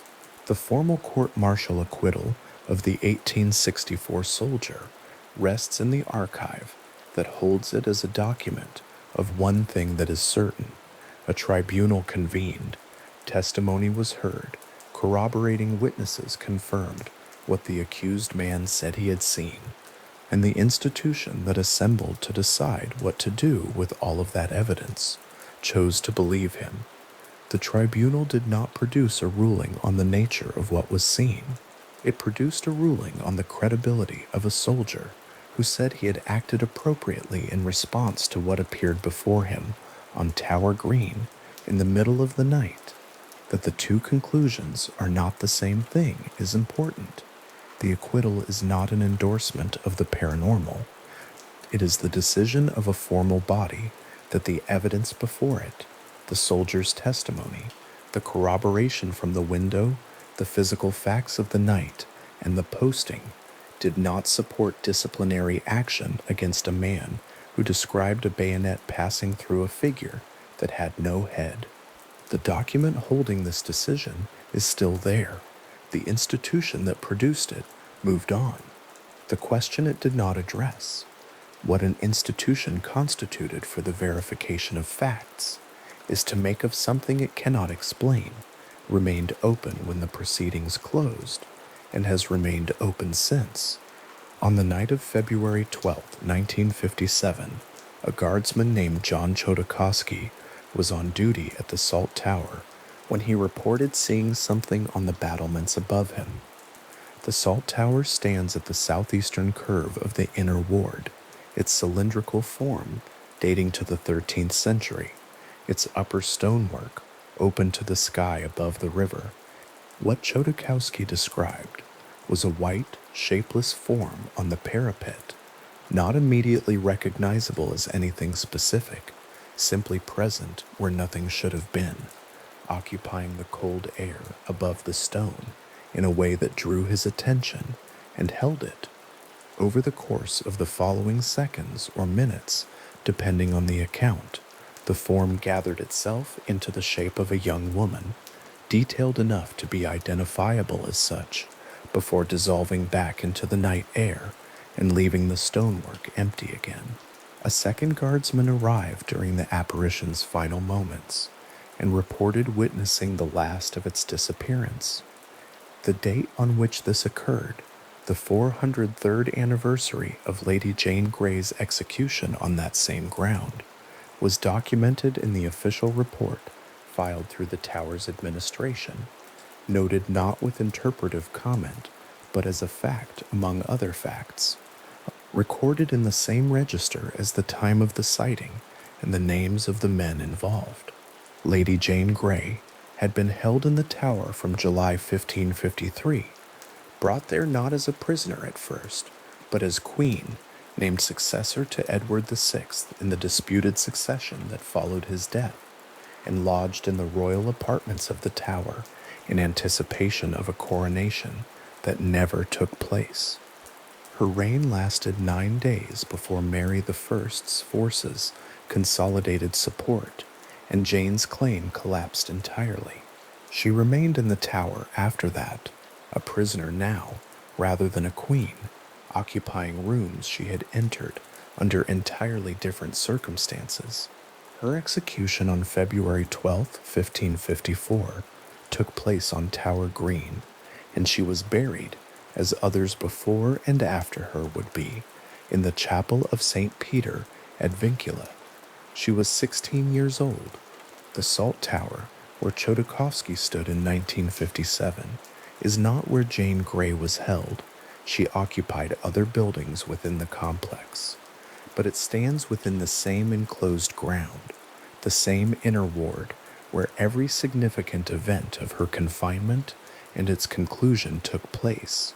The second guardsman's corroboration was entered into the administrative record alongside Chodakovsky's account. The form on the battlements was not identified. The report was filed and has remained in the tower's documentary archive in the form in which it was submitted. The specific conditions of the Salt Tower's upper parapet, open stone, exposure to the Thames wind, variable temperature between the enclosed staircase and the exterior walkway have not been formally assessed in relation to that particular sighting. What the tower's administration made of the report, beyond filing it, is not documented in sources that have been made available to researchers. What does survive is the pairing of Chodakowski's name with the specific date and the specific location, which gives the account a quality distinct from the more impressionistic tradition of tower ghost lore, the quality of something that went through a formal process and emerged with its details intact. The white form on the Salt Tower parapet has not been reported again in any documented source in the decades since 1957. It appeared once, on that particular anniversary, on that particular night, and the record holds it quietly without claiming to know what it was. The question of what lies beneath the staircase in the White Tower has occupied researchers since 1674, when workmen carrying out building alterations ordered by Charles II broke through into a cavity beneath a staircase near the south face of the building and found a wooden chest containing 2 small skeletons. The bones were recognized immediately as significant. Pure. They were small, child-sized, and they had been placed together in a manner that suggested deliberate interment rather than accidental concealment. The connection proposed almost immediately and pursued persistently in the centuries since was to Edward V and his younger brother Richard, Duke of York, the 2 princes who had been lodged in the tower in the spring of 1483 under the guardianship of their uncle, the Duke of Gloucester, and who had ceased to appear in any record by the autumn of that year.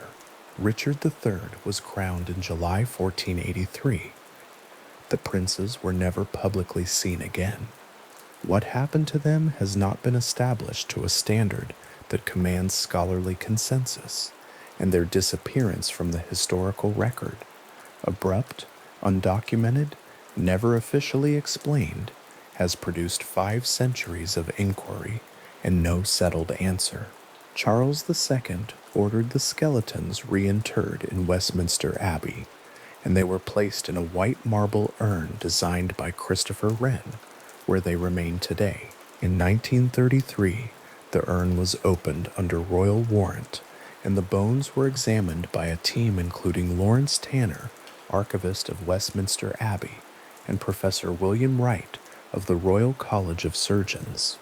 The examination concluded that the bones were consistent with children of approximately the right ages, 10 and 12 years old, and noted certain anatomical features that Wright interpreted as suggesting a familial relationship between the two individuals. The conclusions were not unanimous, however, and subsequent researchers have pointed to limitations in the 1933 methodology, including the absence of radiocarbon dating, which was not available at the time, and questions about whether all bones examined were genuinely from the 1674 find, or whether some may have been introduced during the intervening centuries of the urn's storage. Requests for a new forensic examination using modern methods have been submitted to the relevant authorities. Those requests have not been approved. The bones remain where Wren's urn holds them, and their identity remains formally unresolved. Within the tower itself, the staircase location where the 1674 discovery was made has accumulated its own tradition of reported experience. Workmen in later centuries carrying out maintenance in the lower levels of the White Tower have described unease in the vicinity of the south staircase, a reluctance to remain in the area, a persistent sense of being observed, a quality in the air that multiple accounts characterize in different language, but with a consistent underlying register. None of these reports rise to the level of documented sightings. They occupy a different category, the sub-threshold account, the experience that is felt rather than seen, the person who finishes their work and leaves the area without quite being able to say what drove the decision to do so. The White Tower basement, with its low vaulted ceilings and the absence of natural light, presents the kind of acoustic and thermal environment that researchers studying the relationship between physical space and perceptual experience have identified as productive of such feelings, even in the absence of any identifiable external stimulus. The staircase location itself has not been formally studied for infrasound or electromagnetic variables. It sits in the tower's record as a place where something was found and where something continues, by scattered account, to be occasionally and quietly felt. Rowley's Walk runs along the upper level of the Bloody Tower, a narrow elevated walkway that Sir Walter Raleigh himself is documented to have constructed during his long confinement under James I. Raleigh was imprisoned in the tower from 1603 to 1616, sentenced after conviction for treason in a trial whose conduct was widely regarded, even by contemporaries, as procedurally unsatisfactory, and during those 13 years he occupied rooms in the Bloody Tower that he fitted out with some degree of comfort, cultivating a garden in the adjacent inner ward and writing his History of the World, a work that reached 1,100 pages before he abandoned it upon his release. The walkway he built along the upper level of the Bloody Tower's south-facing wall gave him a raised position from which to take air and observe the outer ward below. The stone of that walkway is worn in a particular way, the wearing of a surface used repeatedly by one person over many years. The specific smoothing that comes not from crowds, but from a solitary walker who returned to the same route with reliable frequency over more than a decade. Raleigh was released in 16, led a disastrously unsuccessful expedition to South America in search of the El Dorado gold of legend, and was rearrested on his return and executed in 1618 at the Palace of Westminster. He was never imprisoned in the tower again after his release, but the walkway remains, and the accounts do too. 2. Multiple witnesses across the 19th and 20th centuries have described a tall figure in Elizabethan dress on the elevated walkway, a man apparently moving at the unhurried pace of someone taking habitual exercise, who reaches the end of the walkway and pauses there before fading. The figure is consistently described as tall. The clothing is described with less consistency in its specific details, but with consistent period placement. The pausing at the walkway's end, the specific quality of a person stopping where the path stops, as if the boundary of a familiar space has been reached, appears across separate accounts as a shared and independently reported detail. Whether that detail reflects a common prior knowledge of Raleigh's habit of walking there, absorbed through the tower's visitor materials, or broader cultural familiarity, or whether it represents something else, is a question the accounts themselves cannot resolve from the inside. The Bloody Tower takes its name not from any single event, but from a gradual accretion of associations: the princes, Raleigh, other prisoners, a name that attached to the building over time as its history accumulated. Raleigh's rooms within it have been preserved and interpreted for visitors, the furniture approximate rather than original, the books chosen to suggest what he read rather than to represent specific surviving volumes. The walkway outside is simply itself, stone, elevated, overlooking the outer ward and the Thames beyond the outer wall, unchanged in its basic dimensions from what Raleigh paced through more than 400 years of days. The figure described by witnesses at the walkway's end is documented in accounts held at various points between the mid-19th century and the later 20th, and those accounts are not uniform in their source. They come from different individuals in different decades with no documented connection to one another, which gives the shared detail of the walkway pause, a quality of consistency that is worth noting, with the same careful attention given to any recurring element in a long set of independently filed reports. Catherine Howard presents a different kind of account entirely. Henry VIII's fifth wife was arrested in November 1541, brought to the Tower on February 10th, 1542, and executed on February 13th of that year, at the age of approximately 16 or 17, the exact year of her birth being uncertain in the historical record. She is buried in the Chapel of St. Peter at Vincula on the north side of Tower Green, her grave on the chapel floor beside that of Anne Boleyn, the two women lying close in death, as they never were in life, united by the particular circumstance of having died at Henry's command within the same enclosed ground. The tradition associated with Catherine Howard in Tower lore does not involve a visible apparition. What witnesses have described across multiple accounts is auditory, a high, sustained cry heard during night hours in the vicinity of the chapel, a sound that witnesses characterize as human in its quality, carrying the specific pitch and duration of something between lamentation and shock, heard without any identifiable physical source.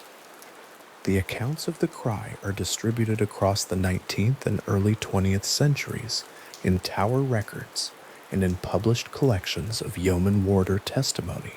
They do not come exclusively from soldiers on sentry duty, unlike many of the other accounts in the Tower's tradition.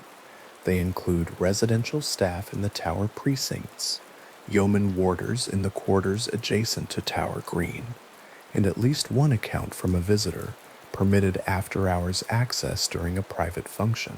The chapel is locked at night. Tower Green is enclosed within the inner ward and inaccessible to the general public during night hours. The sound, as described, comes from the direction of the chapel rather than from outside the tower walls, which precludes the most immediately available explanations based on street noise or the sounds of the city carrying across the Thames.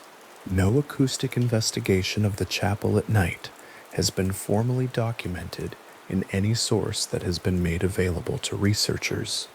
The cry is in the record.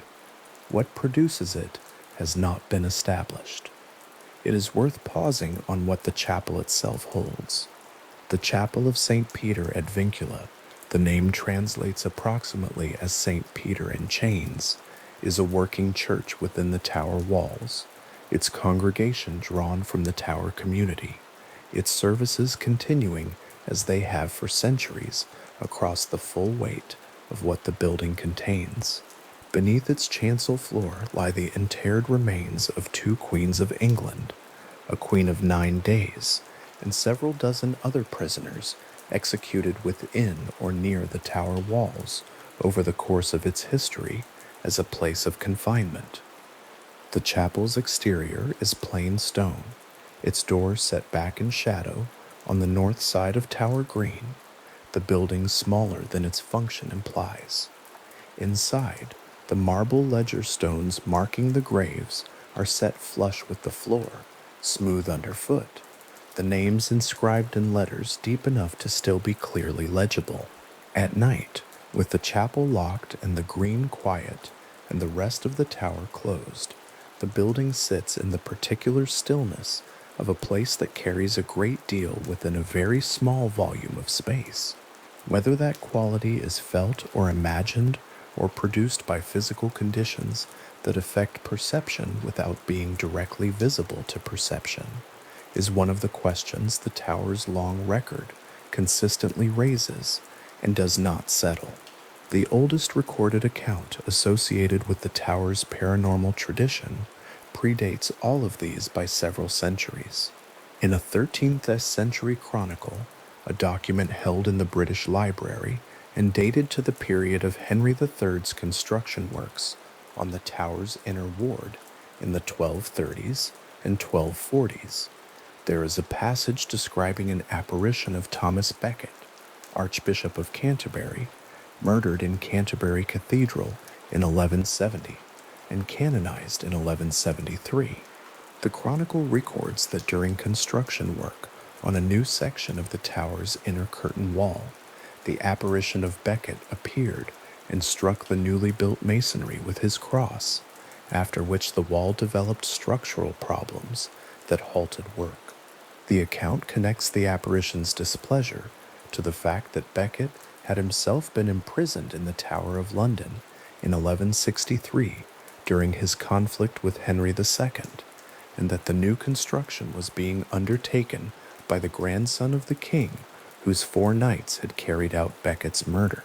Henry III, the chronicle records, subsequently ordered the construction of a small chapel within the tower complex dedicated to Becket, an act of placation or of piety or of both simultaneously. The medieval record is not always precise about the distinction between those motivations.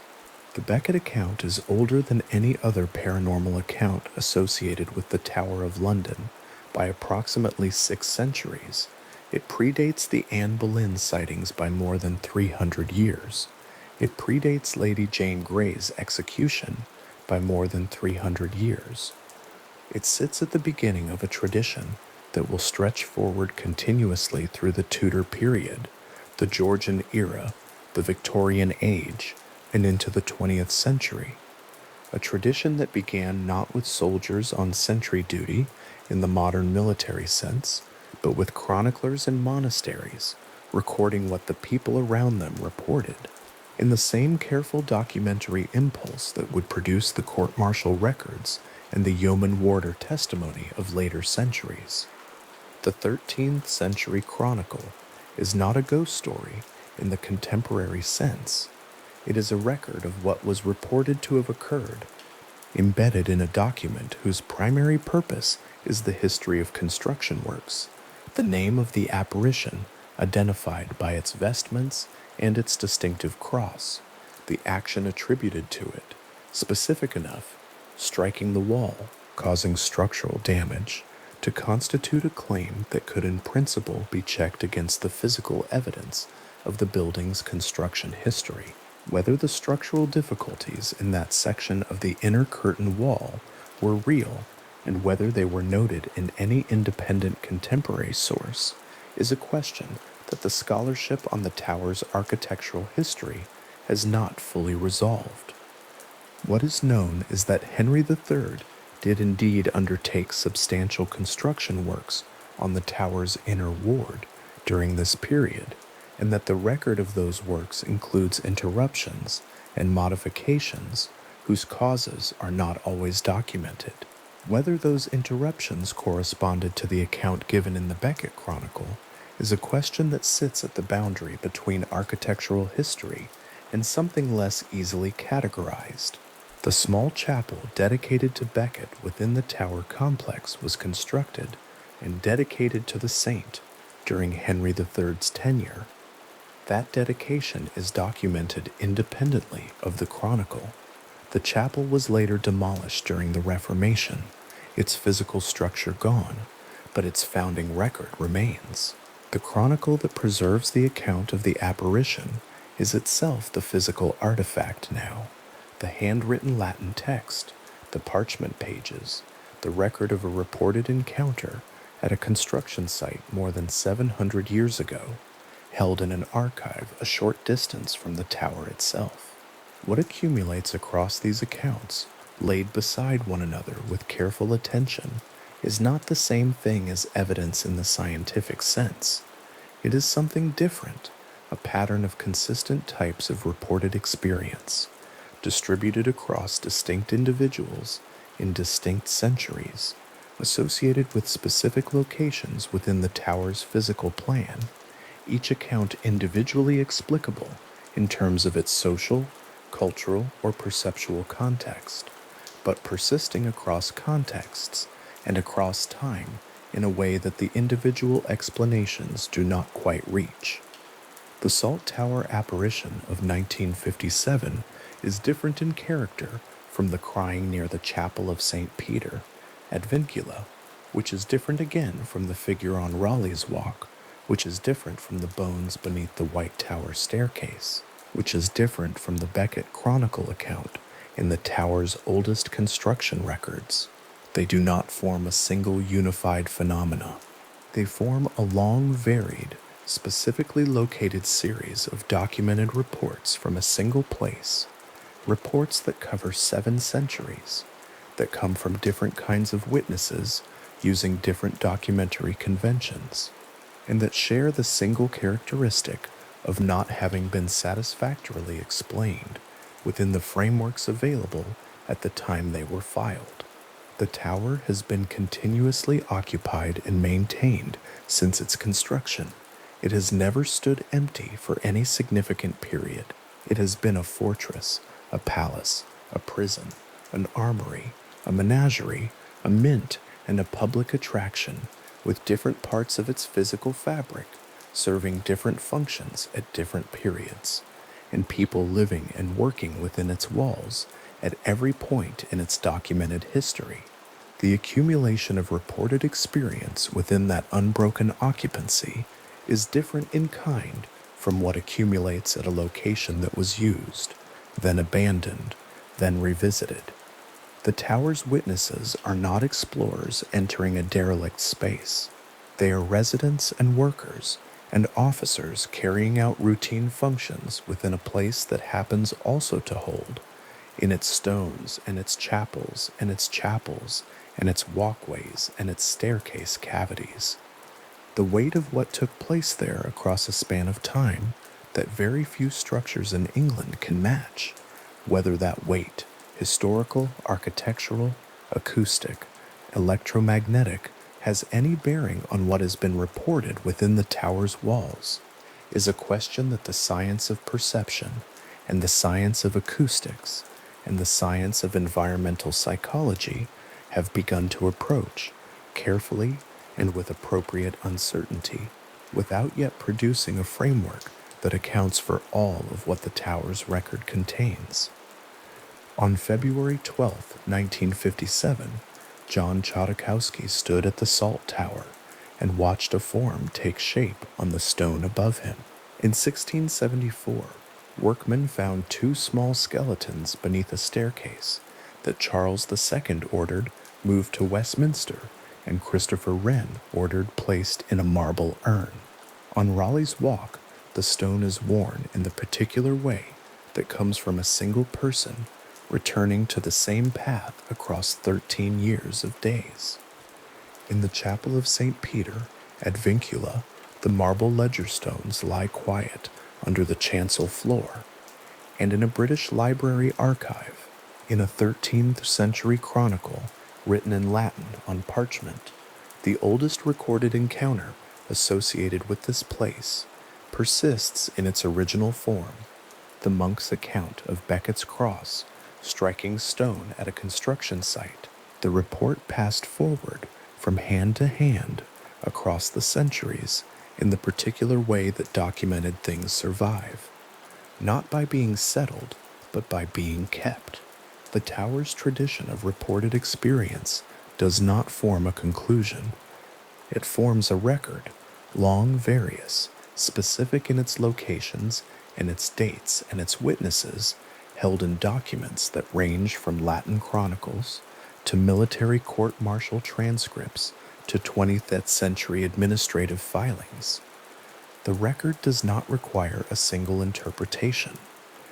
It requires only the kind of attention that takes its contents seriously without reaching past what they establish, the kind of attention that can hold a pattern of reported experience across 7 centuries and find in that pattern something genuinely interesting without needing to resolve it into either a straightforward explanation or a confirmed mystery. The Becket Chronicle is 700 years older than the Anne Boleyn sightings. The Anne Boleyn sightings are nearly 200 years older than the Salt Tower report. The walkway Raleigh built is still there. The bones in Wren's urn remain unexamined by the methods that could tell more than the 1933 study was able to establish. The record is open.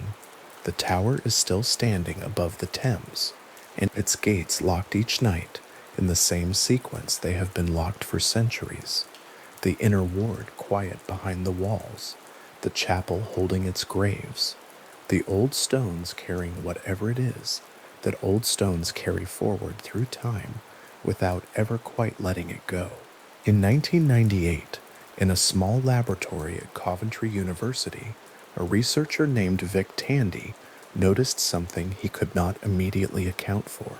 He had been working late, alone in the room, and had begun to experience a feeling he described as being watched, a low, persistent sense of presence that produced no visible cause and offered no object on which to settle. His peripheral vision produced what seemed to be a shape that was not there when he turned to face it. The temperature of the room had not changed. The room was secure. And then, some time later, Tandy identified the source. A standing fan recently installed near the back of the laboratory was generating a low-frequency sound wave at approximately 98 hertz below the threshold of human hearing, resonating through the enclosed space, producing in the bodies and nervous systems of the people working there something that felt, for all the world, like a presence that was not a presence at all. The research Tandy published the following year with Tony Lawrence in the Journal of the Society for Psychical Research described the frequency in careful technical terms, 18.98 hertz, a standing wave traveling through an enclosed stone space, crossing and recrossing the room, building pressure in particular corners and corridors, arriving at the inner ear and the eye socket at a resonant frequency that the brain does not register as sound, but which produces, nonetheless, a category of experience. Unease, peripheral disturbance, the specific and difficult to name conviction that something else is present. The fan was turned off. The feeling stopped. The case was documented. The paper was published. And the question of what exactly it explained and how far that explanation extended remained genuinely open. What followed the Coventry work was not a refutation of every reported presence in every enclosed stone space. it was something more careful and more specific than that. Tandy and Lawrence extended their measurements to the undercroft of Coventry Cathedral, a space of low vaulted stone, old and cold, with a long tradition of reported unease among people who spent time within it, and found that the acoustic environment of the room could sustain comparable standing waves. The stone held the frequency. The geometry of the space allowed the wave to build. No supernatural account was required to explain the documented feelings of people who had spent time in the undercroft and come away with the strong conviction that they had not been alone. The sound, moving below the range of hearing, had done something to them that felt profoundly like encounter. The Tower of London's walls are, at their base, between 11 and 15 feet thick.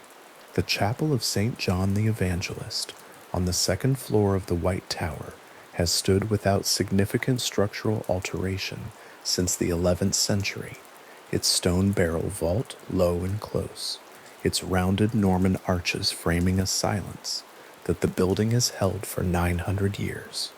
The acoustic properties of a space like that are not simple or incidental. Stone of that thickness, at that age, with those dimensions, creates an environment in which sound behaves differently than it does in open air. Frequencies can accumulate. Waves can build in corners. The effect on the human nervous system of prolonged exposure to a space that resonates at a frequency just below hearing has been, since Tandy's work, a serious and peer-reviewed subject of inquiry. What the tower's internal acoustics specifically produce has not been measured in a way that matches the precision of the Coventry Laboratory study. That measurement has not been done, but the environment that would permit comparable effects is demonstrably present in the stone. Michael Persinger's research at Laurentian University in Canada was arriving at a related but distinct set of questions at roughly the same time. Persinger, a neurologist, published peer-reviewed findings showing that weak, pulsed magnetic fields applied to the temporal lobes of test subjects could produce, reliably and reproducibly, vivid experiences of sensed presence, not a vague feeling of unease, but the specific and overwhelming conviction that another person or entity was in the room. Subjects described the experience as profoundly real. Some described the sensation of being watched. Some described the partial visual impression of a figure in peripheral vision. The magnetic field applied at specific frequencies for specific durations had stimulated the temporal lobe into producing, from the inside, something that the brain presented to consciousness as an external encounter. The source was electromagnetic. The experience was perceptual. The two things were, in Persinger's experimental conditions, causally connected. The Thames runs directly below the Tower of London. The river carries with it shifting magnetic gradients produced by the movement of water across the underlying geology of the Thames Valley, gradients that vary with tide, weather, and seasonal flow. The tower's environment, close to the river, within the old city's geology, is electromagnetically variable in ways that have not been mapped with the precision Persinger's laboratory conditions required. Whether the magnetic variation that occurs naturally in the tower's environment at the riverbank reaches the frequencies Persinger identified as relevant is an open question. The conditions for it are present. The specific measurements that would confirm or complicate the hypothesis have not been made to the standard that would settle it. What Persinger's research offers is a neurological mechanism, precise, reproducible, peer-reviewed, that accounts for the category of experience that Sentry reports and Yeoman Warder accounts most consistently describe, not the appearance of a figure in clear light, but the overwhelming sense of a presence, a conviction of occupation, the certainty that the space already holds someone.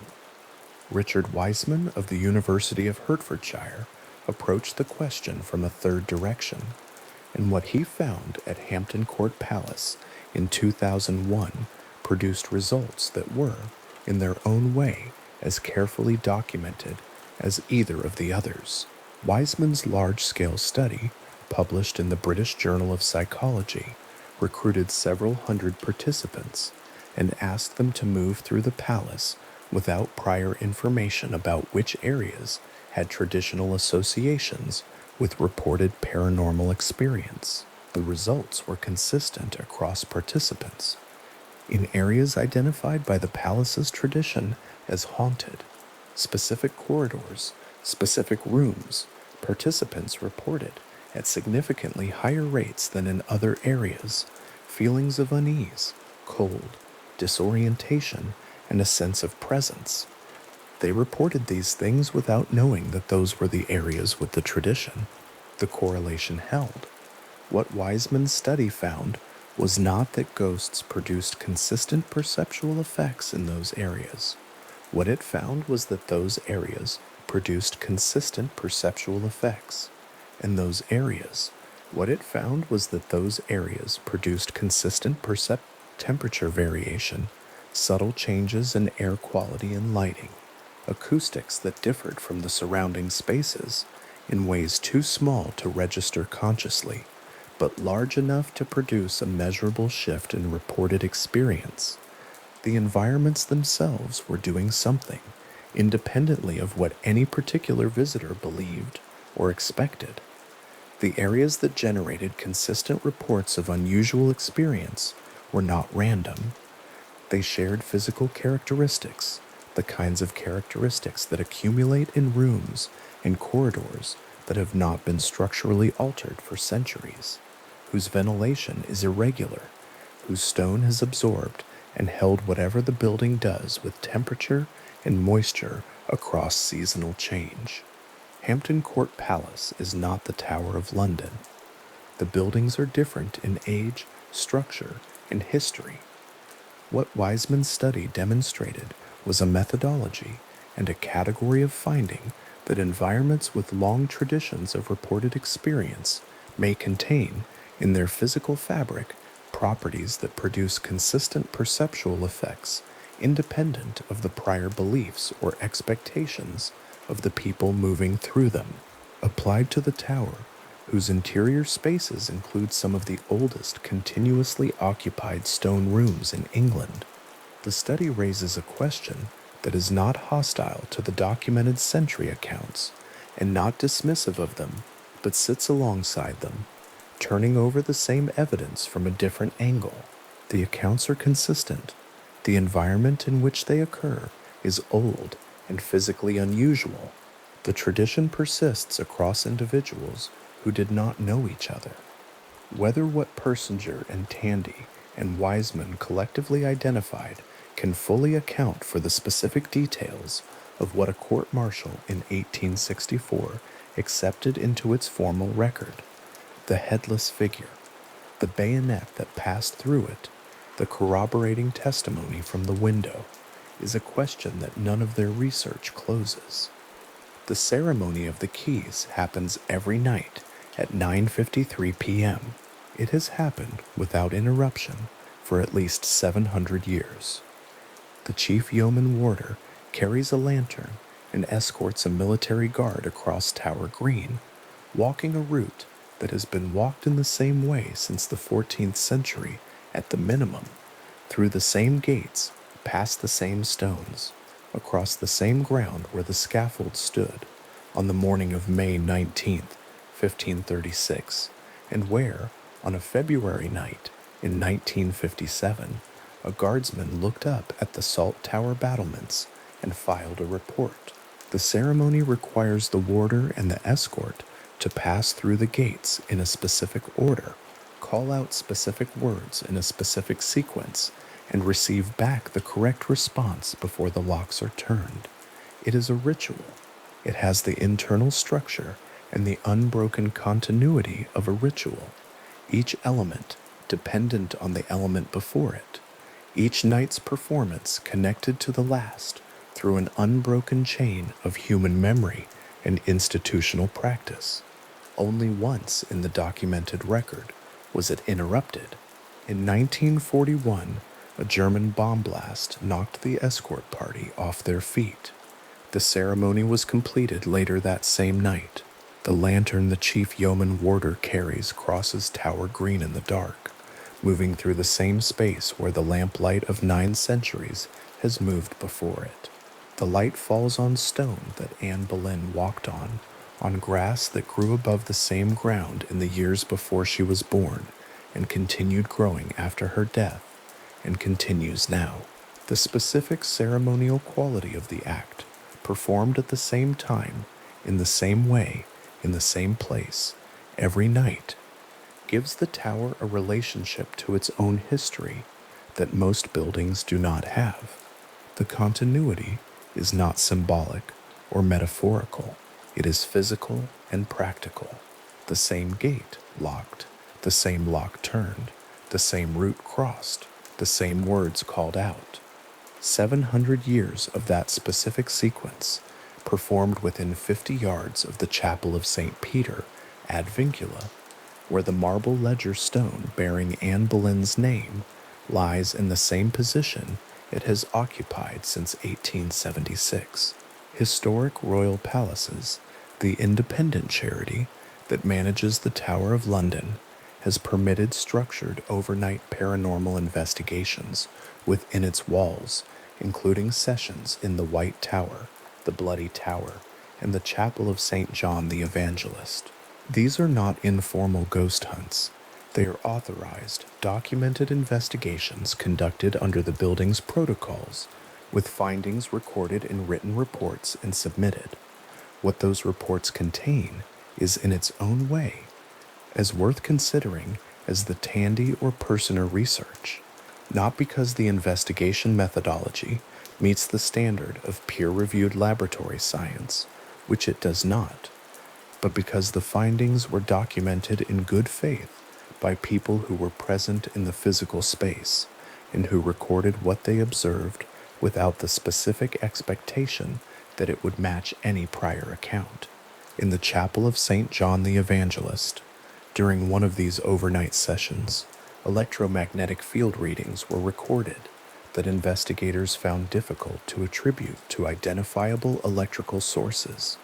The chapel has no modern electrical installation beyond basic lighting. Its stone walls are original to the 11th century. The EMF fluctuations were logged at specific times in specific areas of the chapel, moving in patterns that did not correlate with anything the investigators could identify in the building's infrastructure. The findings were documented. They were submitted as part of the official record of the investigation. They were not independently verified to the standard that would constitute scientific proof, and the report does not claim otherwise. What the report offers is a log, specific numbers, specific times, specific locations of something the instruments recorded in a space where the instruments' readings are difficult to fully account for.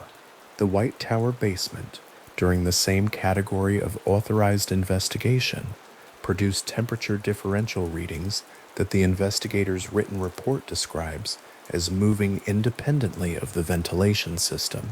The basement of the White Tower is among the oldest continuously enclosed spaces in England. Its stone floor and walls have been in place since the 11th century, its dimensions largely unchanged, its relationship to the outside temperature and the river's proximity consistent across centuries. Temperature variation in enclosed stone spaces is not unusual. Stone absorbs heat slowly and releases it slowly, creating environments where the relationship between air temperature and surface temperature is complex and not always intuitive. The specific differentials recorded during the overnight investigation moved, according to the investigator's log, in ways that did not follow the predictable patterns of stone's thermal behavior. The cause was listed as undetermined. The readings remained in the file. What connects Tandy's fan in Coventry to Persinger's magnetic fields, to Wiseman's Hampton Court corridors, to the overnight readings in the Chapel of St. John. The evangelist is not a single, converging explanation. These are distinct approaches, arriving at distinct partial accounts. Infrasound at 1898 Hz explains a specific category of felt presence in acoustically particular enclosed spaces. Pulsed magnetic fields explain a neurological mechanism by which the temporal lobe produces, from within, experiences that feel externally real. Environmental variation in old buildings, temperature, light, air quality, explains why consistent perceptual effects concentrate in specific rooms rather than distributing evenly across a space. Each of these findings is real and documented, and within its own scope, well supported. None of them, taken individually or together, produces an account that completely maps onto the court-martial transcript from 1864, in which 2 soldiers and an officer reported, from a window, watching a headless white figure advance across Tower Green toward their colleague on sentry duty. The figures are different. The mechanisms proposed are plausible. The match between mechanism and account is partial. This is not a failure of the science.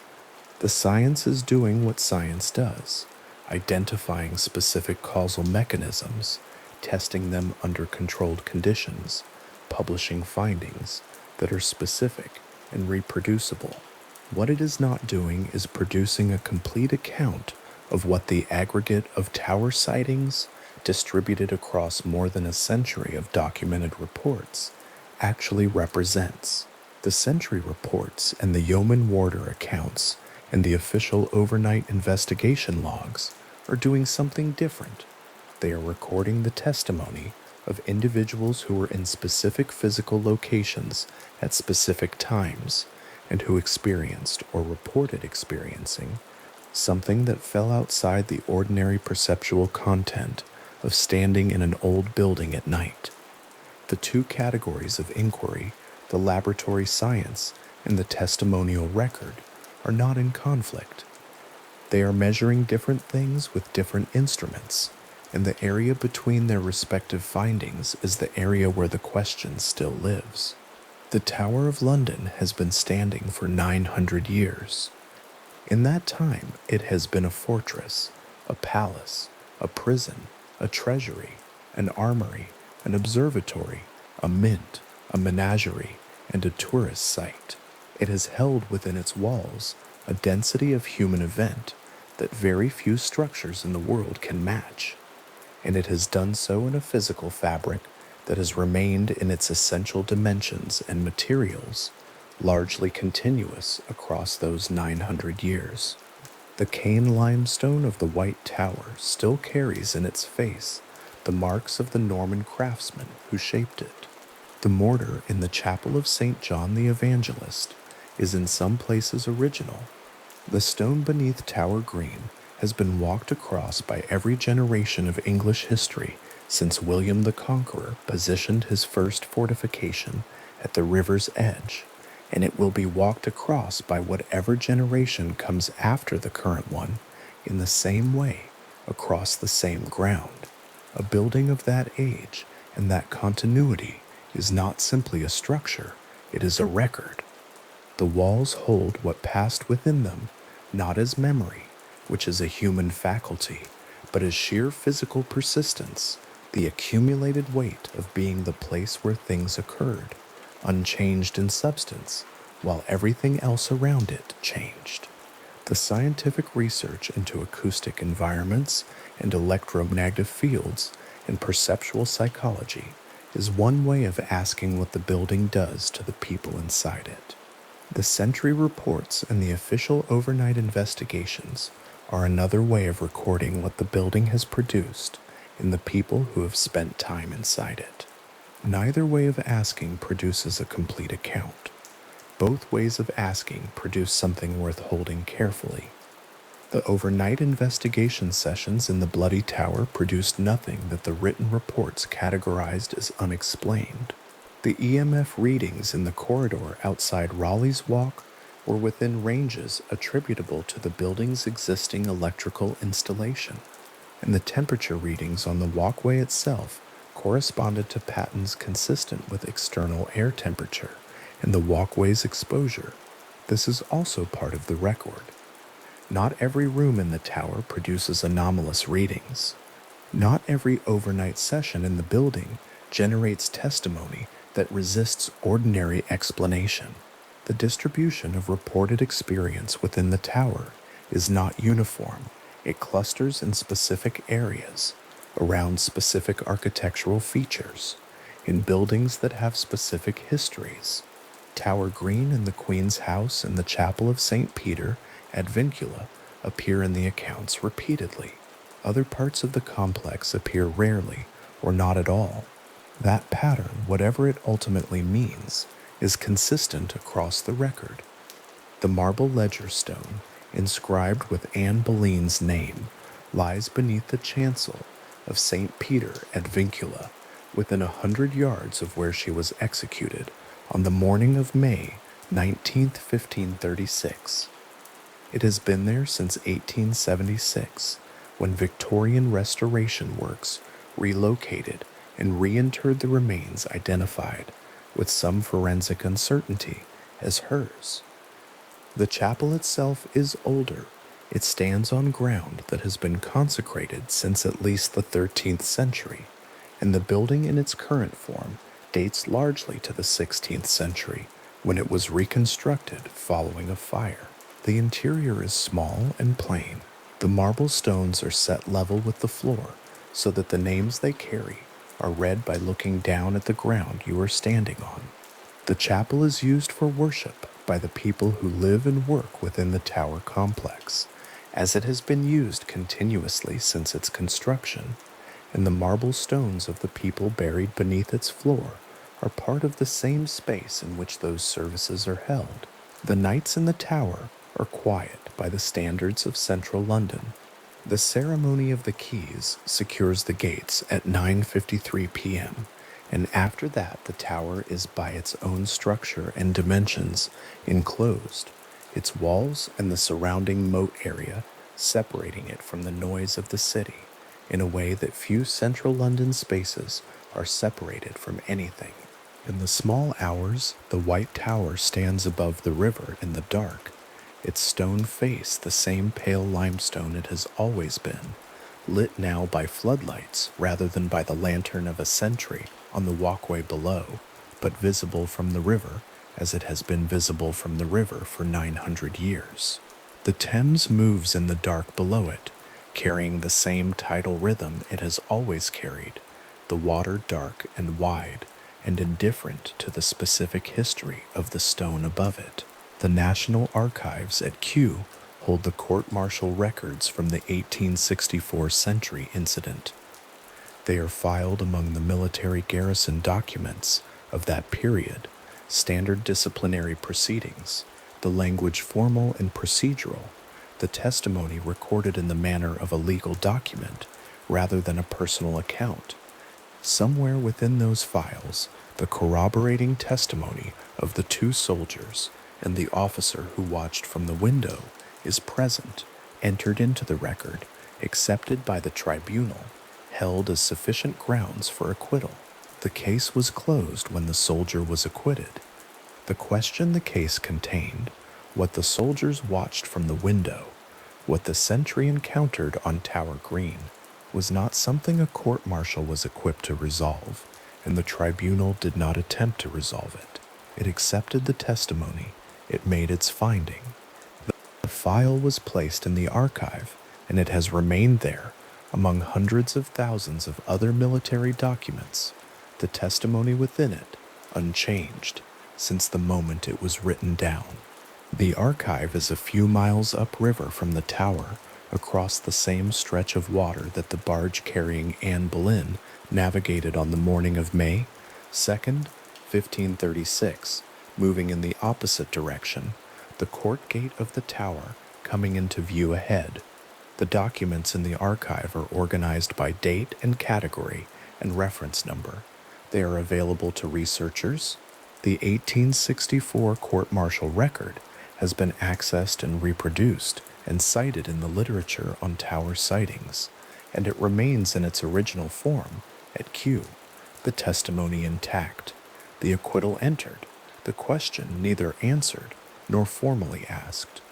What the Tower of London is, taken all at once, the building, the history, the acoustic and electromagnetic properties of its enclosed spaces, the sentry reports and the official investigation logs, the court-martial testimony and the overnight EMF readings, the ceremony of the keys performed every night at 9:53 p.m., the marble ledger stone under the chapel floor, the oldest paranormal record in the tower's documented history, written in Latin in the 13th century, is a place where the conditions for reported experience of an unusual kind are present in the physical fabric of the structure, and where the tradition of reporting such experience is as long and as specifically documented as any tradition of its kind in England. Whether those two things are causally connected, and in what direction the causation runs, if they are, is the question the science has been approaching from one side, and the testimonial record has been accumulating from the other, and the space between them is where the tower's history of reported experience continues to live, unresolved and unhurried. The White Tower basement is quiet. The readings in the investigator's log are specific: temperature, time, location, the note that the differential moved independently of the ventilation pattern. The log was filed. The cause remains listed as undetermined.